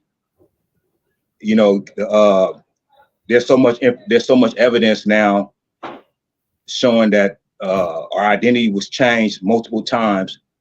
You know, I have Negro on my birth certificate, but yeah, that's where how we expect to get protection out here when we're not up on our right identity, like the Jewish and the Asian race. We should have protection like that, you know, but we don't, because we never asked for it in our time, or what's going on, Mayor? That's my question with our identity. Well, I can't say that I can speak to the identity piece. I mean, I'll just be honest with you. I'm not able to really speak to that directly. What I can say though is I believe, and I believe this to be happening all across our nation, but I absolutely see it here in the city of Wilmington. And I believe what is happening is an awakening.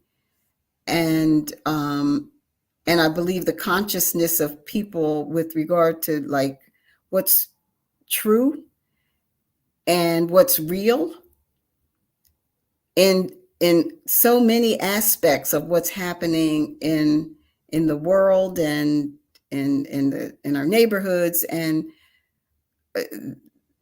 that those things are coming to light now, and people's eyes are being opened to reality. And as a result, at least what I see here is I see people seeking to have better understanding and clarity, looking for and trying to find that inner power to like stand up and expect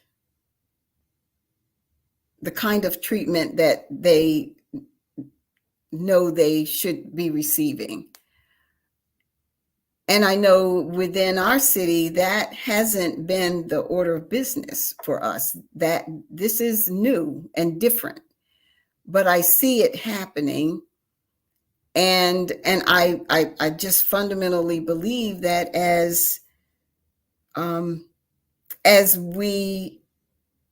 people come more and more into that consciousness and into understanding their individual power to control their destiny, and certainly the collective power of people all across the city to influence and control their destiny and their plight, that the expectation and sort of the demands of how things need to be done will begin to change, because people will exert that into the process, into the policies, into who is being who's being elevated, if you will, to lead, and who's given authority to prioritize.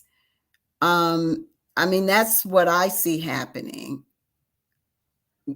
Without really being able to speak specifically to the identity piece itself, but I think that there's a part of people understanding and kind of demanding how they should be treated, how they should be engaged, how they should be involved. And I certainly see that here locally.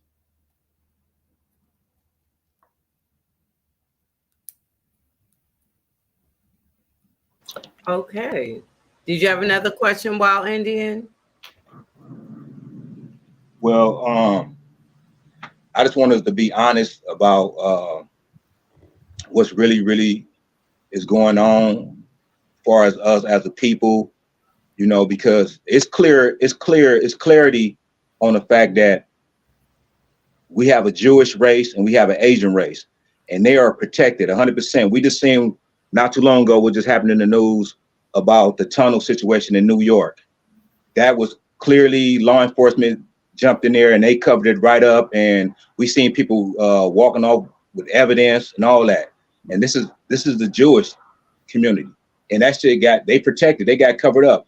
Why we don't have that same protection up on the black? And by the way, are you considering yourself black or African American, Miss Jones, Miss Potter?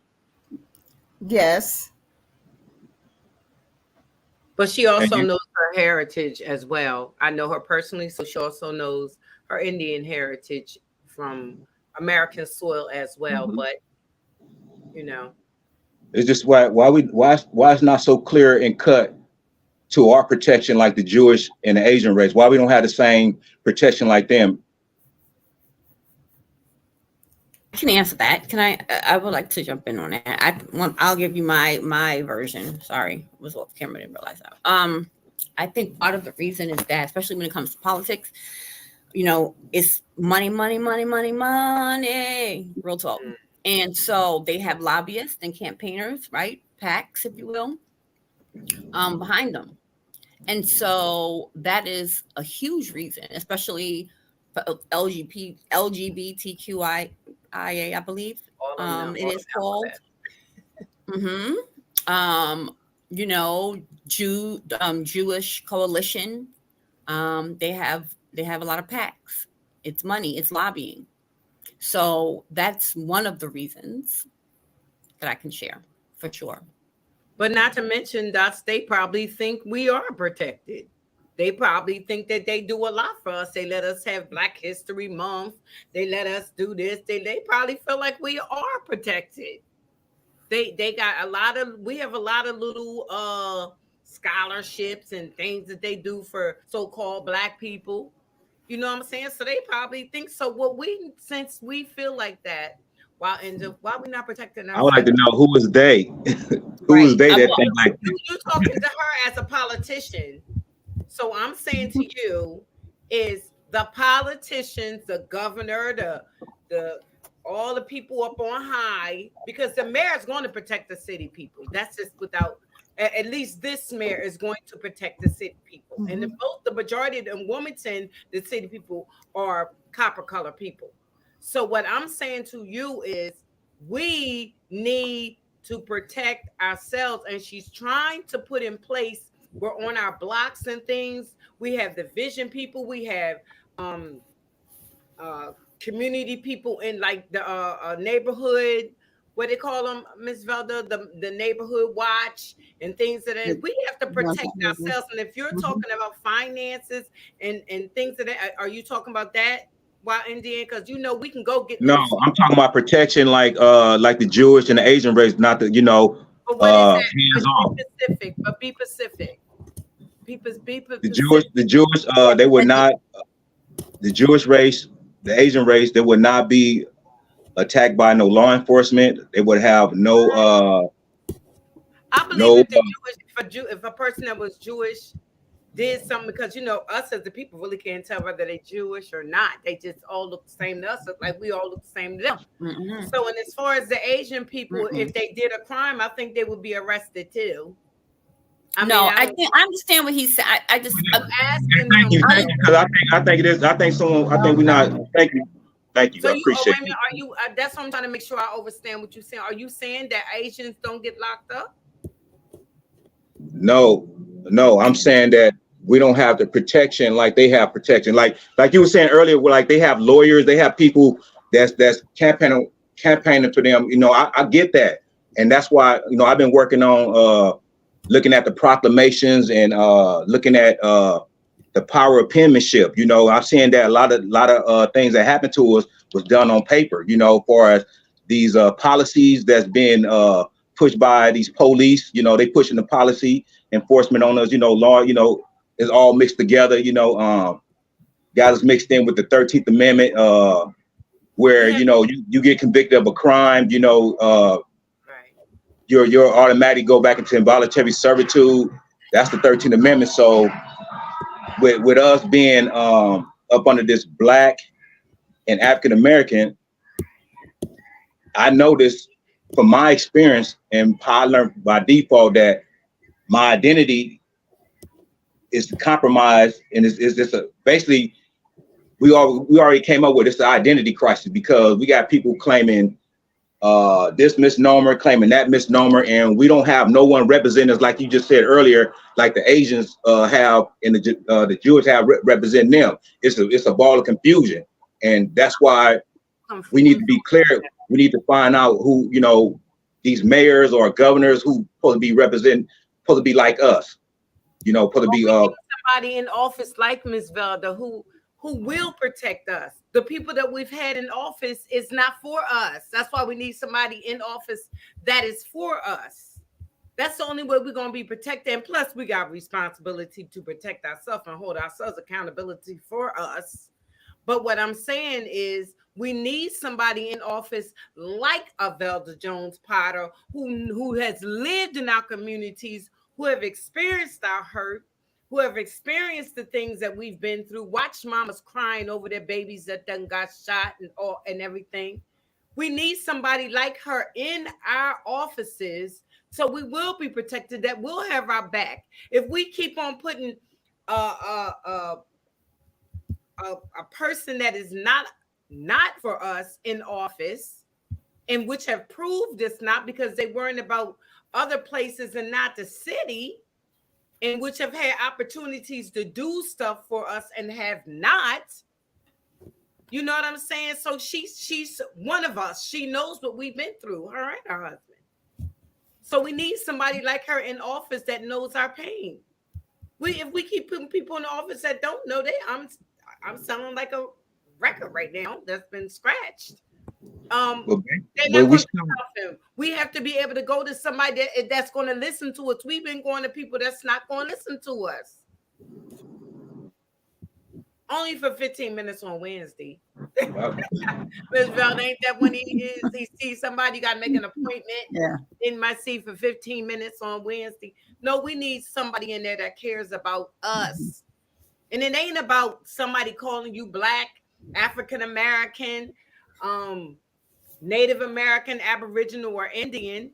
That's not going to make a difference. What the difference is, this is 2024, and we live it. And we specifically know who we talking about, even if we say those different names. We still talking about the same people. So I'm confused. That's why I said, and if you explain it where I can understand, because I truly don't know. I don't know. Maybe I'm putting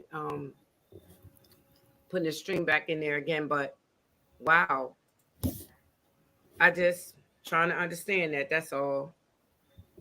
We kind of protect ourselves these days. So that's why I was asking you, Ms. Velda. Sorry, Dots. I was asking Ms. Velda about the vision people. When I was asking you, are they going to be loud? See, we got to make sure, have security that's not afraid to say, get off the corners. And if you don't, I'm going to call the police to come and lock you up. See, if we don't have people like that, we have to protect ourselves. We have to start putting the responsibility back on ourselves. Because if you see how the neighborhoods look, this is where we live at. It looks how you feel. And like I tell my kids all the time, if your room is messed up, then that's how you feel about yourself. You understand what I'm saying? If your house looks messed up, that's how you feel about yourself. So if your neighborhoods are wrecked, this is how you feel about yourself. So we have to start taking responsibility for our own actions. Get up and sweep in front of your house. Get your lawn done. Get your backyard done. I mean, everybody has to start take responsibility for their own actions. We keep waiting for everybody else to be a savior for us. But as a whole, people, we have a serious issue in public. You know, this is nothing to do with private, because like the lady running for mayor, I'm pretty sure she probably can say, like, I feel protected and I feel empowered, that, you know, I don't have those issues, you know, that a lady that's out walking the street don't have the luxury like her, or the protection. She's claiming black, and she's out here, you know, dealing with these things because of the color of her skin, you know, and this label where everyone can be that, you know, but you supposed to be this person, and finding out that, you know, you don't have the protection as the other person over there. But I'm understanding that there's a other race out here, like I just mentioned, the Japanese, Asians, and the Jewish people, the Jewish race. They have this protection without them have to deal with, you know, far as one, you know, oh, you just deal with it on your own, you know, protect yourself. It's the automatic protection on them, and that they got military protection and law enforcement protection. And I'm finding out my dots connected is the reason why we don't have it is because we are the original people to this land, and there's an issue with the foreigners that already got land over here, the way how they got it, and by them by us getting back to our original identity, it's going to be an issue. It's going to be a war, because real estate has took over Indian land. You know, all the people that has ancestors that could track their paperwork to the land, going to have an issue with foreigners that's on their land right now, and they finding out later that this land was taken, you know, through government eminent domain or however, and now they want it back, you know. And this imagine, you know, a lot of our people getting back to this, you know, understanding of who they really is in public, it's going to be an issue. So I'm really understanding why some of our so-called people that's out here that's supposed to be representing us not really addressing this issue to get it correctly, you know. And I'm like, why we playing with it? Why we keep on acting like, you know? But I get it. I get it that some of us have not woken up to it because they have not experienced it. But that's why I speak as a whole. As a whole, where's our protection, and why are we not speaking on that? And I guess that too. But I just put that. I'm sparking them. I already know that there's going to be an uphill battle with this because of the many factions, of the misnomers of people that's been doing it so long, over 50 years, and they comfortable in the way they've been living. And, you know, their children has they had raised their children, you know, the best way, and they feel good about that. But as a whole, you know, we out here suffering. We out here suffering. Can I ask? Go ahead, because I was going to Great question. Go ahead. No, great. And I think I understand what you're saying. I think there's many answers to that, right? But Miss Velda, what would you like? And hi, Sakina. But Miss Velda, what would you like to say? Because I know he was asking you initially the question about that. Do you have anything to add? I'm not really clear on the question. I mean, just being honest, I'm not really clear on the question. It wasn't a question no more. Wild Okay. Indian, It was just- Wild Indian. Let me say this: Right. if you had the opportunity, Wait, because Miss Velda is trying to make it easier for us to get loans where we can have small businesses and be able to get land and buy homes and things of that nature. Now, what would be easier for you? For you to fight for land that you don't know that you can get back, or easier for you to get money for you to go forward and get a land and get land? Because by this time, the land that you may be trying to get may not be, you may not can't get it no more. You understand what I'm saying? Why here? But Miss Velda is I get it. is trying to see, because there's a whole bunch of land out here. It's all dollar houses, dollar lots, all kinds of stuff. She's trying to make it easier for us to be able to get small business loans where we can get housing easier. You know, what's that? That's when you buy a house and you got to make that payment. That what am I thinking of? You know, Mortgage, the interest, building, payment that when you buying a house. I can't even think it's interest. on the $8,000 or whatever you got to put The down payment. the down payment, escrow, your escrow, okay. homes and stuff. You know what I mean? She's trying to make it easier. So because it is hard, some people don't have high credit, but now you can try to get a house with a 6.4. You can buy a house. You know what I'm saying? But if you're at 6.2, sometimes you need a little bit of push, because the banks are not giving those small smart loans no more. I don't know why. Maxine Waters out here in California just had a meeting about that. She getting ready to do another meeting. But they was dressing about the bank. See, the evidence, you know, it's levels to this as well. To the reason why our business was destroyed from the beginning. You know, that goes back to the misnomer Black Wall Street. But the name before that was Negro Wall Street. The name before that was Indian Wall Street. However, our Wall Street business was destroyed intentionally. And we have not had that addressed. And we don't even want to get into that to find out, because that's levels to that. And we want to be positive and say that, you know what, we could create a business. But at the end of the day, let's be honest. Where's our protection to protect our businesses if we to develop a business? And why 50 years it's been as long that we don't have that Wall Street or that business apparatus that we had before all across 50 states. And there's a reason for it, and we have not had that conversation. We have to be honest. That's why we need somebody like her in the office, because the ones that we didn't had is putting their foot on our neck or their knee on our neck. Ms. Velda, do you understand his question? Oh, do you understand a little bit? Are you a little bit more clear, I guess, about his question initially? Did you want to say anything? Or statement? You know, so from my standpoint, I can affect the part of the world that and the sphere that is primarily and largely within my control. And by doing that, I believe give voice to these bigger issues that, you know, are being kind of brought to the front. And if we are each doing that, and with whatever that sphere of control is, then I think that's helping us all move the needle.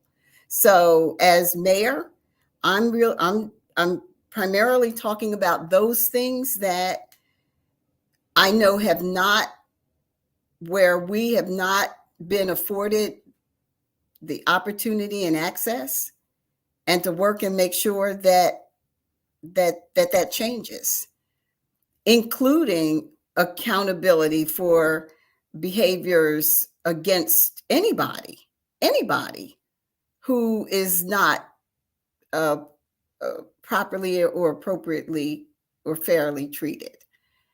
And I started this conversation talking about the Delaware way. And I described that as, I think I mentioned that, I've been talking about it a couple of times today. about this small network of people who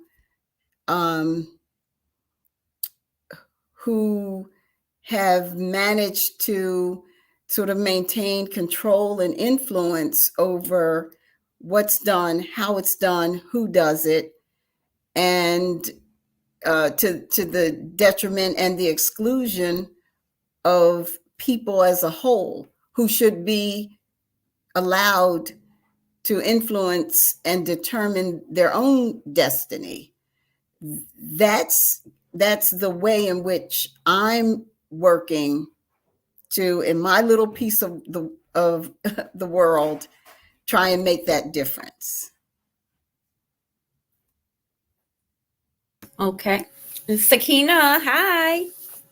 Hello, how y'all doing?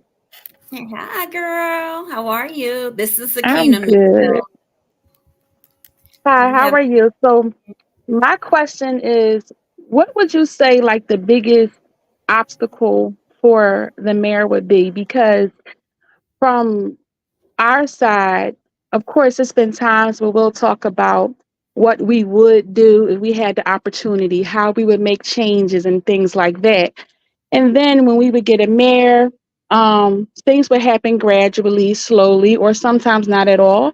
But my thing is, what do you think the biggest obstacle that stops a mayor from coming in there and just cleaning up the city? Is it funding, or is it that there's others who might not share that same agenda and put up a blockage?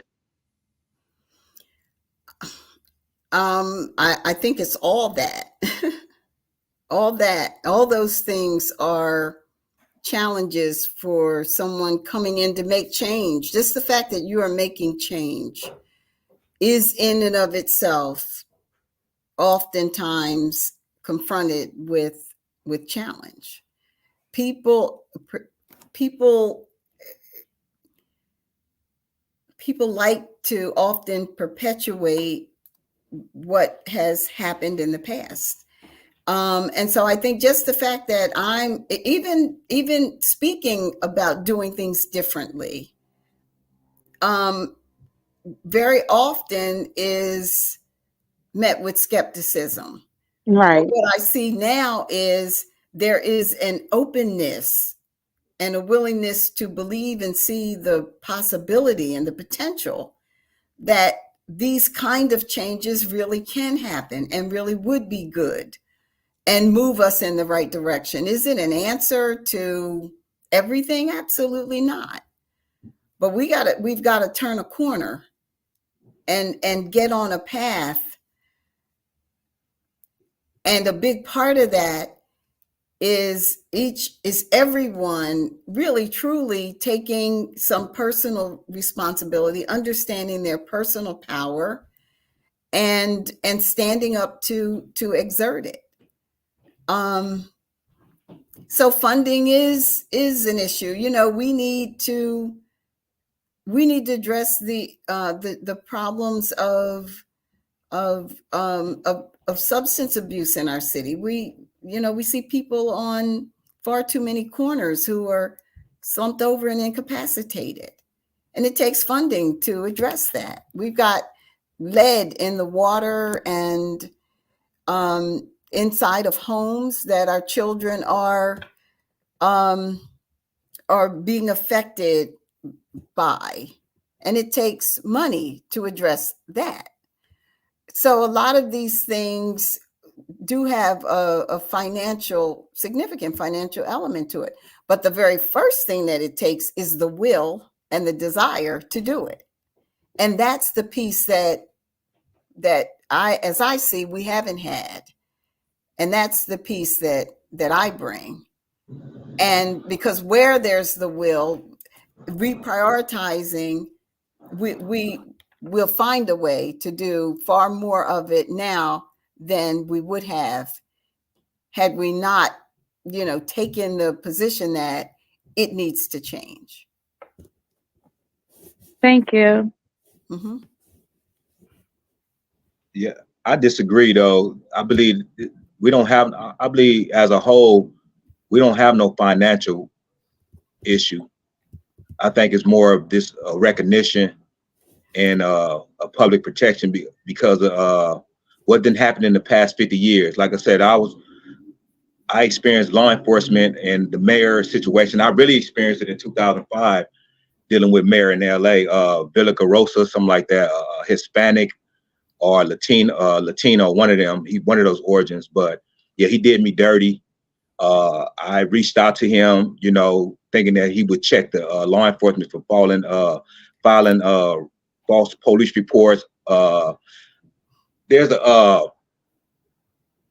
paperwork that you can file called a pitches motion, meaning you can do a background check on a law enforcement, on any police officer, deputy. You can do a background check to find out has any other people in the community has made complaints against this officer. Well, the prosecutors, the judges, the mayor, they all withheld this information from me. That's why this will woke me up. This will woke me up to where I'm conscious about my identity, about the birth certificate, about the proclamations, everything that actually really happened to me. I already solved it. I know the truth now. But my people, by me giving it, trying to talk with others, that's gonna be war. It's gonna be a problem. That's where the war is at. And me getting this, talking with my peoples about this, because way I found out, man, I don't think nobody else can walk in my shoes or survive what I've been through. And I'm 51, to be 52, and I'm back healthy. I'm healthy. I got my size on me. You know what I'm saying? I feel good. You know, I say this to myself that once as long as I'm on my land, I don't have no worries. I'm not, I'm not in fear of nothing. There's a lot of play that's been going on my people. As I get it. I know what's going on. I know that we have a serious issue when it's come to this public issue, meaning with Hollywood theatrics, these slave movies. They've been playing all these images. That's what I meant by the protection, like the Jewish and the Asians. You know, they're protected on the screen. We're not protected on the screen. We are looked at, because ever since the Birth of a Nation, that movie, you know, them pale skins putting on black paint on their face, and they committing crimes, and then they run into our community, and we getting left with the trick bag because of our skin. You know, they put the caste system on us, the play on us, to keep us in limbo for the next 400 years. I figured it out, but we have to be honest, and most of us have not experienced what I experienced, or we have not got to that conversation in public where we can have this be honest conversation and really find a solution to what's really going on and how we're gonna move forward. Because I want to move forward, but I know I can't move forward on a lie. And by me entertaining this lie, it's causing insanity. I see it, but a person that's insanity, that's in this, they wouldn't even recognize it unless they be honest to accept the what you call constructive criticism, to allow someone else to tell them, like, look, man, you're not on the point what I'm talking about. What I'm speaking about, I have mentioned it to you, you still don't get it. So I'm a take a knee, I'm a pull back, I'm fall back, and I'm just gonna let this go, because it's so much, it's so many of us that's in this realm, and we're not having the right conversation. And I get why we not getting nowhere. And we just had Viola Fletcher. She was on the news to show us. We had so many people. The Bruce Beach situation where I'm at in California. I went up there and did a little spiel on that. They got all the information on that situation wrong, and I spoke against it. But we have so much information, so much evidence on how we getting played out here, and we're not really having these real conversations about this. It's keep on this, talking about that, and I'm like, damn, why are we not getting nowhere? I get it. I'm not mad. I'm not going to impose my anxieties or my fears or my frustrations because y'all don't get it. I'm not going to impose that on you. but I'm gonna be patient, and I just hope that somebody, when they rewatch this, or we leave from today forward with something that we can build on. Because I just want you to think. I just want you to think about this. Be open-minded that where we at right now, we not even existing. And the only people that's making the mark out here is people that's doing business, and that's not us as a whole, as a whole people, as a race. We are not doing business like we used to do, and that's talking about Wall Street, such and such. And we have not had those discussions. Talk about how that really happened, how that was destroyed, and how we didn't get the repair or the apology for that, and the assurance that our business would never be destroyed again in America, or anything like that. Because if we don't get that addressed, how are we going to be 100% sure that we can move together as a whole and create business? Because as far as I see, we good. If I want to keep it on an individual, on a personal thing, we good. You good, lady, that you running for mayor, everyone is good. But as a whole, as a people, we're not good. And that's what we got to have a real conversation about. And we keep going to this private as we talk in public about things, but we get into something that we need to really address, we revert back to private. And that's what I'm seeing, the trick play and the pull back, the fight that we've been having in these communities. So, I'm gonna leave it at there, but I just hope that we can grow from here. Okay, so while Indian, you said a whole lot, right? And so my question to you would be, just give me one, right? So what is one of your very clear, specific solutions outside of having a conversation? Because if I'm understanding what you were saying, you mentioned that we need to have conversations about the Black Wall Street, and we need to have, there's been many conversations about that. What is your solution? What have you started to do, right? To change the wrong, if you will. Just one thing that you think we can do to be on one accord, if that's possible. We stopping these celebrities for calling us Black in public, and we correct our identity as a whole. That we because all these people that's coming over here now, and people, these other races that can just claim Black, and we don't get recognized. And I'm saying that we fighting for so-called finances, and we understand there's a red lining, meaning that I can't just go into the bank and ask for $100,000 to get to purchase a franchise, knowing that I'm an investment, because I'm from this land, that my money is not leaving this country or this land, it's gonna stay here. But that's on a whole nother level. But yeah, that's where I'm just saying, that's where I'm coming from with this, being honest. So you think that, so just to be clear, your solution is that like when we hear celebrities address one another as Black, that they should stop saying that, right? Am I clear on that? So that's one of your solutions. We should get back to our original. And what is that? Like on my birth certificate, I have Negro. Both of my parents, they say both of my parents is Negro. The genealogy will connect to color, then it will connect to Indian. Right. So okay, so once that's done, right? And let's say in that perfect, as a whole. And when that's so to move a step forward, I hear you. So let's just say in this in a magical world that everyone, you know what, we're no longer Black. Okay, so then what would be the next step? What difference? That's what I'm trying to Our land, because everything is in our land. Once we see, that's what I'm saying. We don't got to do nothing. We don't. That's why the first thing they destroyed was our communication line. I realized my research, my information. My evidence has pointed out, even with Bill Cosby trying to purchase NBC. That was a red flag for me. And I was, seeing that him trying to establish some type of network where we can have something for us. to communicate. We don't have nothing like we don't have no free channel where we could talk to each other like a ABC, NBC, CBS, 21, where people just plug up a TV and put on the antenna and they can just get hear our information 24/7 like that. That's the first thing that was destroyed from it. That's what we have to rebuild so we can get back on who we are as Gotcha. as a So whole. status correction. Okay, I hear you. So basically, in sum, status correction and land acquisition, right? Those are all, and those are important things. Absolutely.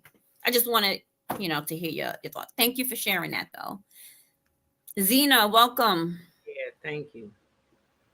Yes, thanks for having me on. Hi, Zena. Hey, Hi Zena! everyone. I just figured out who that was. Hey. Hi, Sister Freedom. I got a question for the guest, real quick, and I got a comment. So my question is, I'm an immigrant. I'm from Liberia. I'm contemplating on running for office in Colorado. I think there's a lot of opportunity in Colorado, so I'm trying to make use of that. But so what will you say to a brand new? Because if I do take the initiative to run for office, basically I'm brand new. I'll be brand new in that sector.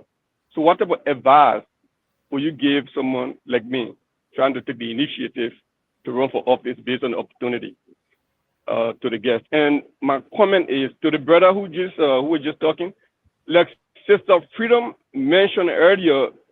If I could paraphrase her real quick, I think we should be part of the change that we want. So I would advise that maybe you can run for office too, bro. I mean, if we cannot be part of the change or take the initiative, like Sister Freedom mentioned earlier, we find it difficult moving forward. So I will sit back and listen. Well, first of all, I applaud your interest in taking a leadership role, stepping forward to make change, to impact, to influence whatever aspect of Colorado and the people of Colorado that's motivating you to do that. This is a very difficult arena to be in. And the advice that I would give would be because it's a very difficult arena, the advice I would give would be just be very clear with yourself about why you're doing what you're doing.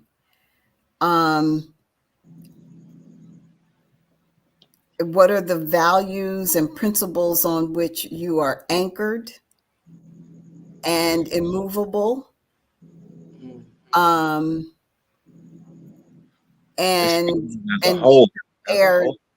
be prepared to be true to those would be my advice.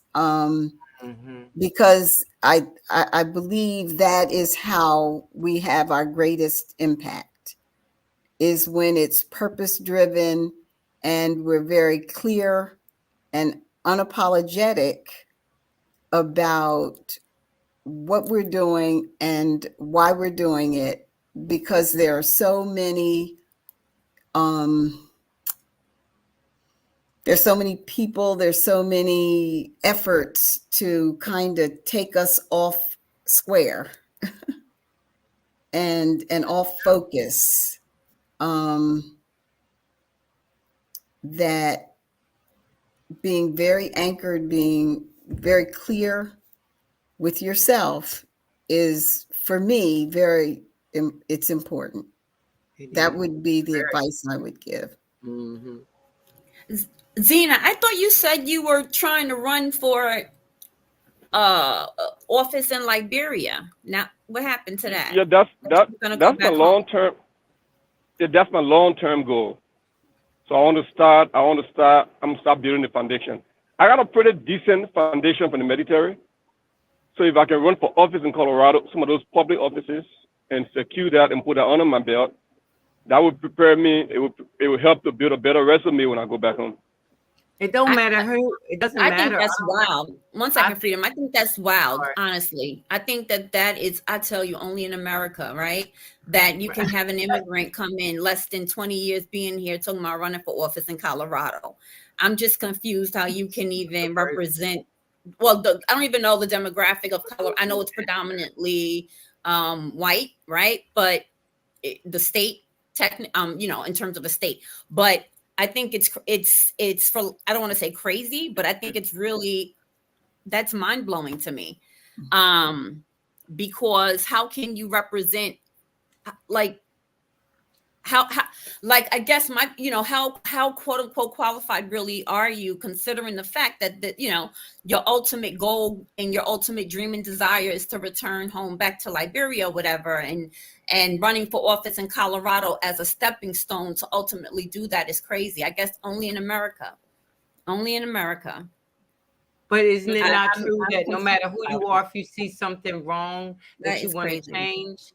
I mean, what is your real reasons? Is his reason seeing something wrong in America that he feels as though should change? Because that would be the only reason why he would be wanting to run, right? See that? You see something wrong? I'm the type of guy I like to be part of the change. Oh, Because well, just be I part of think the change. you do a lot better by being part of the change. So I'm sensing some You can still deficiencies be part of the within the change in system Liberia. in, council. in Colorado. Hold on one second. Within Colorado that I can impact based on my knowledge. There are Liberians in Colorado that when I'm born in the U.S., there's a representative in Colorado. They are the city mayor for, I think, one of the cities in I think, Maine is a Liberian. So there are a lot of Liberians here that hold public offices. The only thing that making me want to get involved, because sometimes we just can't talk the talk. We gotta be able to walk the walk. Mm-hmm. You talk. If the people there see fit in what you're trying to do, you join the organization and try to effect the change. Because if we just keep pointing hands, we'll never see the change that we want to come to reality. So if there's an opportunity, it makes sense to step up. Immigrants are only deprived from running for president, but you can run for representative, I can run for senator, I can run for any public office except for president. No, that's what I said. But I'm saying I just think that's wild crazy. And I say that because we've had many conversations, and I know that you have voiced your disdain, for lack of a better word, right? When you talk about people who are not Liberian, for example, or people who were not African running African nations, right? Because you never saw them as that. Like when we were talking about, you use South Africa as an example, right? That white South Africans weren't really South African, for example, or even the history of Liberia, right? Where what you would call a quote unquote native Liberian, not really holding office, is usually the Americo-Liberians, those whose ancestors, for example, were American and then went to Liberia, and a lot of them also held positions. You had a problem with that. So I find it just funny, that it's a 360 and it's a 180. I don't know. It's just a thought. It's only my opinion. That's all. Yeah, that's true though. But I only have a problem with that because those Americo-Liberians were depriving the indigenous Liberian from running for office. So they wrote the constitution that suit their narratives. That's what the problem was. It wasn't because we wanted to say they cannot run for office. It was just the deprivation of the indigenous people to hold offices as well. We just wanted to have a fair playing field, a fair form of government where the indigenous, the Americo-Liberian can run for office, and who wins become the leader, instead of just marginalizing certain group and you just overwhelming running the country and so forth. So that's the only problem that I have with them. But other than that, I have zero problem. There are a lot of people that come here run for public offices, get the experience. Most with the limitation here, you can run for president. You can run and get the experience and maybe advance your knowledge somewhere else. I can get the experience. My long-term goal is to run for president back home. So one if I African can nation, he just answered your question. So go back to his own Uh-huh. country. What if he lives here? His family. No, you just heard him say it again. I know what I'm talking about. We've had this conversation before, just to add context, right? So no, his future is back in Liberia. He has said that himself. So Because there's a limit. There's a limit to what I can do here. I cannot run for president here, and that's my ultimate goal to run for president one day. And since there's a limit to what I can do here, I'd rather take the rest of those knowledge back home, build a pretty good resume, and go back and run for president. That's the only problem that I have. If I could run for president here, why would I go back home? But there's a limit to what we can do here. I'm glad that Zena is admitting he's an immigrant and not an American, and an American is an American and not an immigrant, meaning we not African. Because in order for we will be immigrant, so we're not immigrants, we're Americans. And while Indian, where you think that we got the name Indian from? I mean, because you was naming out all the stuff. I was trying to figure that out. You said black, colored, Negro, and you saying at first we was called Indians? Because you don't think that's a misnomer? Wow, Indian? Oh, he must have went to sleep, but I wanted him to catch that one. No, repeat that. My bad. What makes you think that You was talking about misnomer Indian? Yeah, the word Indian. Because back Yeah, it is a misnomer, but at the end of the day, so we the need misnomer. to look up what we were actually as copper color people were called. That's what I'm saying. If we got so much issue, why don't we just move forward with a whole different name? Because we seem to have issue with it's about paperwork. It's the paperwork. See, Indian is attached to the paperwork. That's why the misnomer, and it's in the Constitution, and it's connected to Indian, not tax.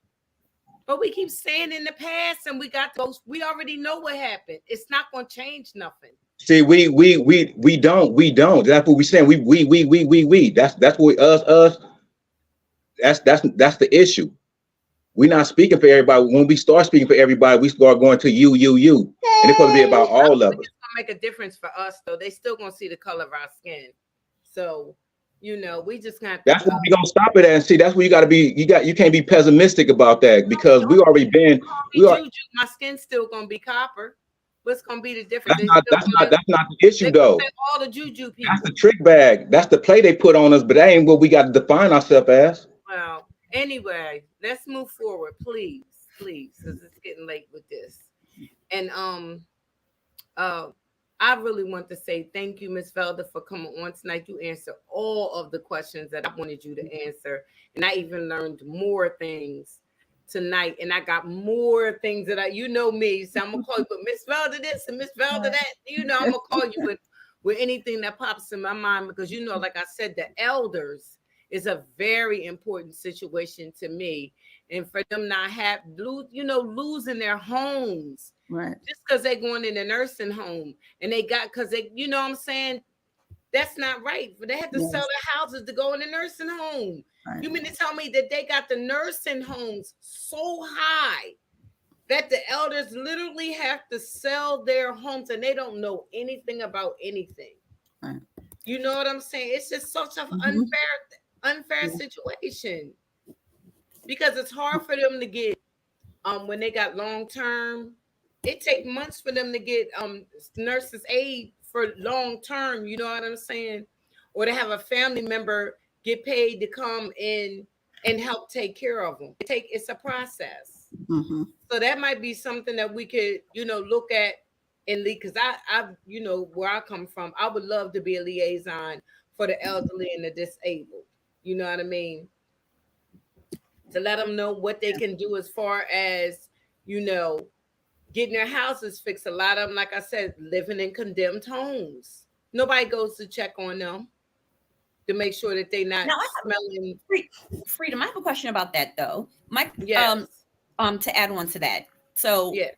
Miss Velda, real quickly, is that something that a mayor would be able to do? In terms of what Freedom is addressing and talking about? First, do we go to the city council, to whoever the council person is in that area? And the mayor No, right. works That's what I was together. asking her. Like, what is that something that the mayor has control over? Is that something that would come through the legislature, for example, and then you would add on to it? What is that process like? She's the middle person. A lot of the regulations that are set around things like that kind of care come through Health and Social Services and policies that control the insurance industry, health insurance carriers, that sort of thing. Those, by and large, come through the state legislature. The city can work with the state, can propose and put forward legislation. I mean, put forward ideas for legislation and lobby and advocate, working with them to make it happen. But the place where it emanates from is really the state legislature. But Yeah. what your position would be is the middle person. Like, because you got to keep in mind, Dots, in the city, the mind of the person thinks the mayor is the highest to go to that can make the go-to. Mhm. You know what I'm saying? So if it's not being done, because obviously it's not being done at the social services, because that's why I'm saying something about it. They're not telling them. It's like all this money out here that they don't know nothing about. Right. That's what in terms of the piece where you were talking about On the informing the seniors and being a resource. No, that sort of thing, the mayor can have a major impact on in terms of helping put in an infrastructure in ways so that access to that information is available and they have resources to go to. I was talking or responding on the policy pieces themselves, but in terms of the support, the advocacy, the resource information as a resource for information, that's something that can happen definitely at the local level in government with the mayor and council. And a lot of times, Ms. Velda, it's hard for them to sometimes get in these places that go by their income. And a lot of times I see certain people living in those 50 and up places, real nice places too. Mm-hmm. And I don't see a lot of our people there. Mm-hmm. I don't see a lot of copper color people in them places. I just see a lot of sheets. I'm gonna put it like that. Undone sheets. I call them undones. But I'm just saying, not a lot of, I'm saying, it seems like it's kind of hard. So it should be a way to make it a little easier. You know what I'm saying? For 50 and up to get into those type of developments. I just see that the elders have been taken advantage of. And when I asked the question during the debate, it was pretty much said that, I'm not saying from you, but from the other candidate, well, there is a program. I said, but wait a minute, that program helps once a year. Say that's like if I say that a elder or a disabled person needs help with their gas and electric bill or say their mortgage, that's only a once a year thing.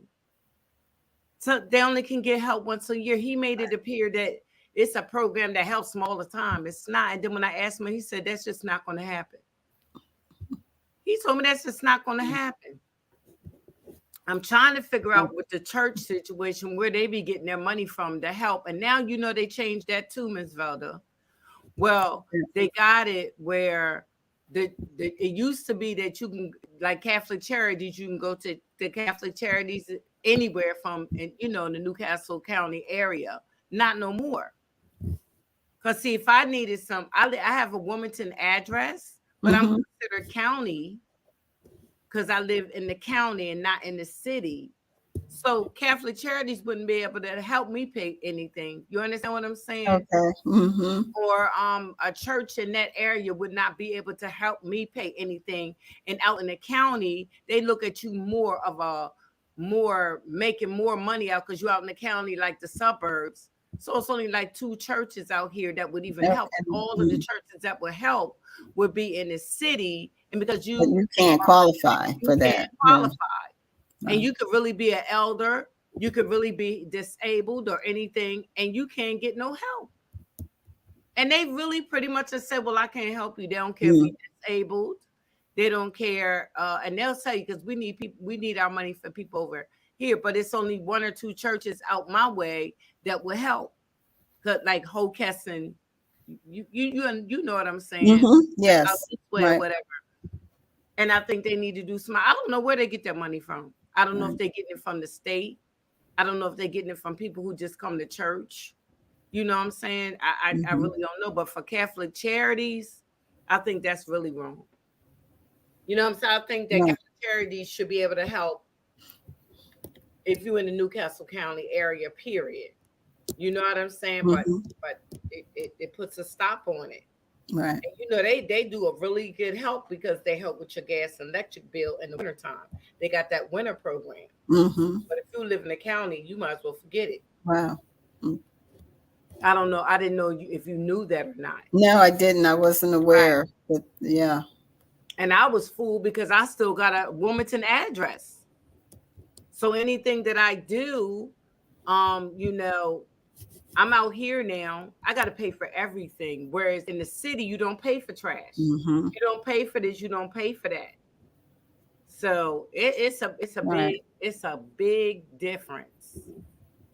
So, you know, a lot of times people just don't know, and they need liaisons to tell them where they need to go. Because 211, it just, you know, I don't know. I'll put it like that. So is there any more questions for Ms. Velda Jones-Potter? Because it's late. I know she want to get to bed. And, you know. It's been a pleasure to be on. I really thank you all, and I look forward to coming back again if you have me. I definitely thank you for allowing me to spend the time with you. Yes, this is going to be amazing because you know what we need.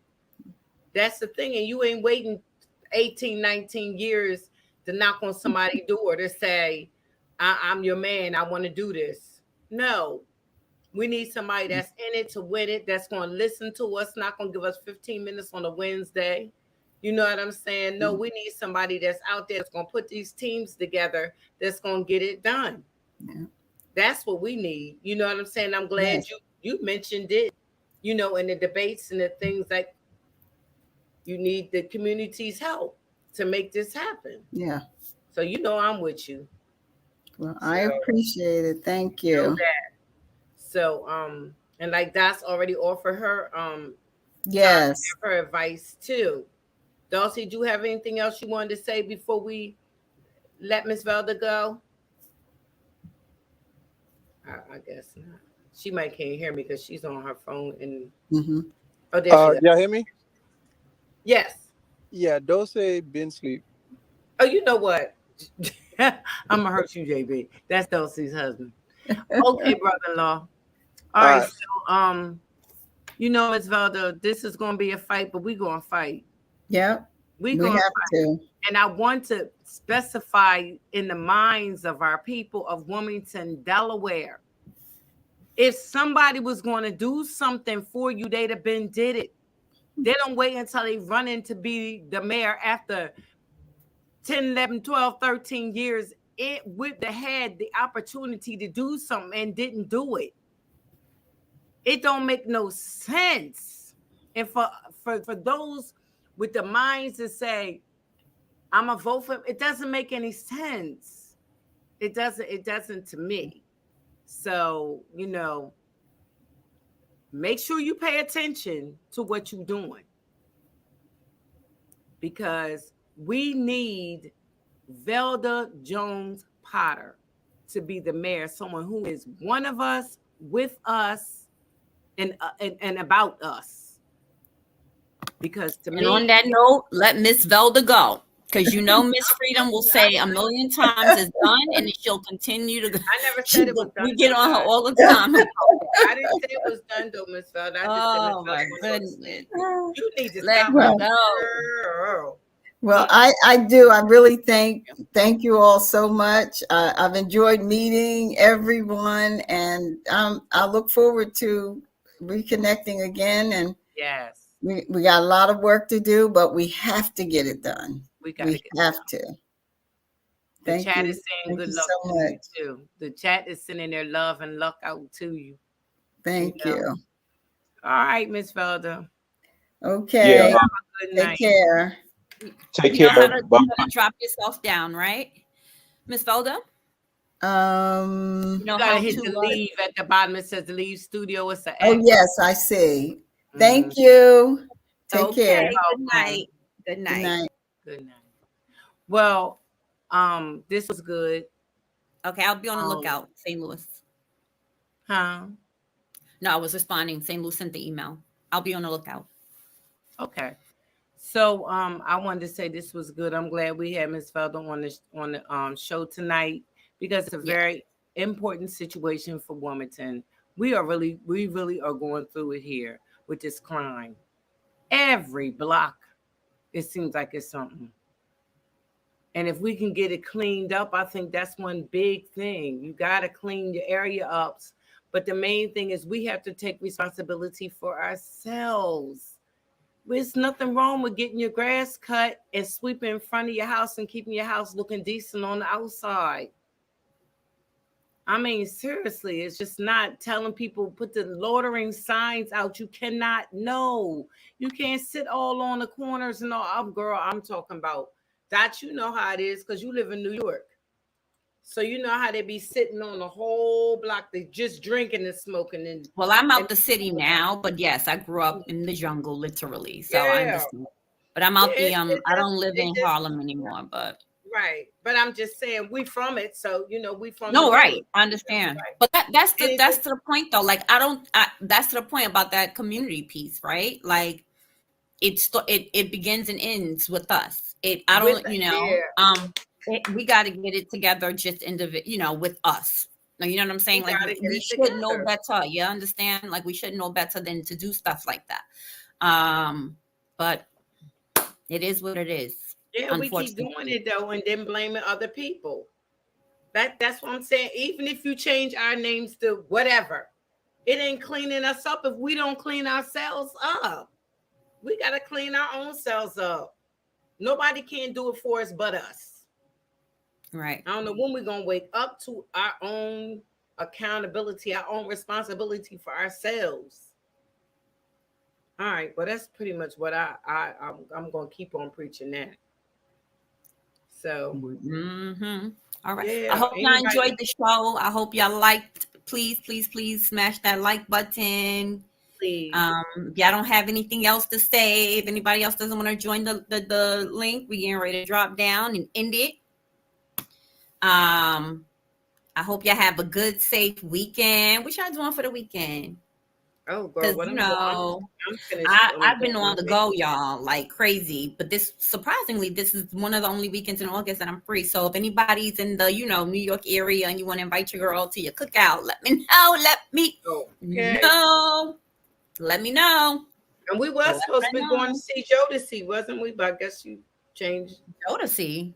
Yeah, remember we was talking about Jodeci? I told you it was at the Dell in Philly. This weekend. Is this weekend?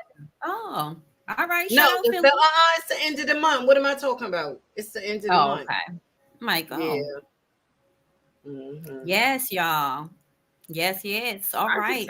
They're saying JoJo, look a little different. They say KC look a little different. I don't care. I still love KC. Yes, LaShandra, we would love to have you. Well, I'm definitely going to. Yeah. Come up. Yeah, come up. We with it. We need to get in something deep. I know it's a lot of argument on Unscrambled Minds concerning this word black, this, that, and another. But to me, I think black's just a personality to me, adjective or construct of how you act or something. But I'm just saying we gotta stop acting black then. That's it. Money and power. Make a decision with your own choices. I don't know. So I think I kind of understood. See, Dulcie didn't fall asleep, y'all, but Dulcie's been working hard, so we understand. Because I would have asked her for a translation. But with Wild Indian Dawn, I think he was more so talking about like the status correction and It's not. It's Indian still being in gonna the Constitution, not being But taxed. even if they do But those that, are good what's points. it I gonna mean, change? you know, I'm not those are saying. good I'm points. just saying, what is it going to change? What we need to do is wake up tomorrow morning and say, you know what?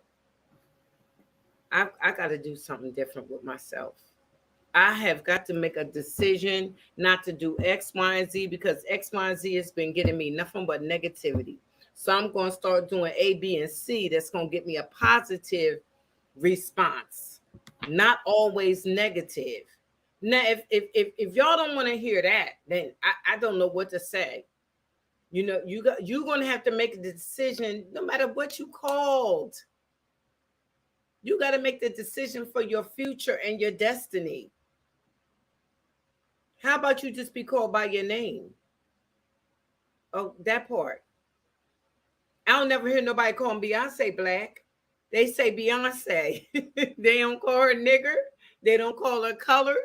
They don't call her Indian. They call her Beyonce with all the money. I'm just saying.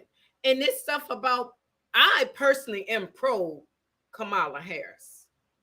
Now, I don't know about nobody else, but ain't no Let's not go into that. We don't do that till we come. Are we pro We're Kamala? over that. No, I'm not over that. I'm just gonna make. No, I know you're not. I'm gonna make this statement and be done with it. No undone is gonna tell me he's my savior. No undone is going to tell me that he's the best thing for me since Abraham Lincoln. We know. That's we it. know. We know. Okay, but I want that person to know. We know. No, that Zena was just asking if you're pro Kamala. That's it. She, as y'all, I think for now we all know that she's Zena. Well, I think she wants to know. But that's not for everybody on the panel, to be honest. I'm not for either one of them, to be quite honest with you. Well, I'm saying if I had to pick one, but it's an outdated. It's an outdated. Anyway, I don't want to get into that conversation, y'all, because we'll be here for another 10 hours. But and she will be talking the whole 9.5 of it. Who? Yeah, right. Negative. Negative. But it be positive stuff. So what's the difference? Exactly. So bad on Bray. That's what I was gonna say. Bad on Bray. Hit the link, Bad Ombre, because we saw that's a lie, Bad Ombre. You lying on her. You left some comments on our video, Bad Ombre, on that last video. Hold on, Freedom. Bad Ombre, you left a comment on a video on our last video, sir. And I know Dulcie was getting in that behind. She went to sleep, so don't be scared. You can hit the link, Bad Ombre. You're always in the chat, so salute to you. You're free because you be popping it in the chat. But we want you to hit the link. Come up one day. Don't come up and chat with us. Ombre, be scared. Be very scared. I'm my boy though, Bad Ombre. Y'all hear me? Oh no! Oh shoot! I'm like, who is that? Where y'all? I forgot. We getting ready. We really are getting ready to drop down. I ain't messing with you. I was about to answer the question for Dulce. Somebody asked about politics, and I was like, Dulce don't like politics in general. Well, not really. These politics, she don't like them politics. Okay. So it don't matter the politician because the politics is messed up. I can get with that, and I can get with that. Yeah. Well, okay, y'all, we're gonna go nighty-night. When Dot start messing with her ears and all that, y'all know she's sleeping. Done. Okay. I've been done, y'all. Okay. The hair is up. Put in the ponytail. We got to that hair up in the ponytail. It's over. It's a good hot mess. I have a hot date tonight, y'all. Y'all want to know I have a hot date? In the whole I know my granddaughter's still woke. I have a date, y'all. I have a date. A nice date. And the name of my date is my bed sheets. Okay. We get ready to have a good time. I'm getting ready to wrap myself up in a bed sheet. My bed sheets say, Big Mama. Big it's Mama. That time. Where you at, Big Mama? Tired. Okay, y'all have a all right. We love y'all. Thank you guys. We appreciate you. I'm out. We're out. Good night. Good night. Hugs and kisses to everybody. Have a good evening.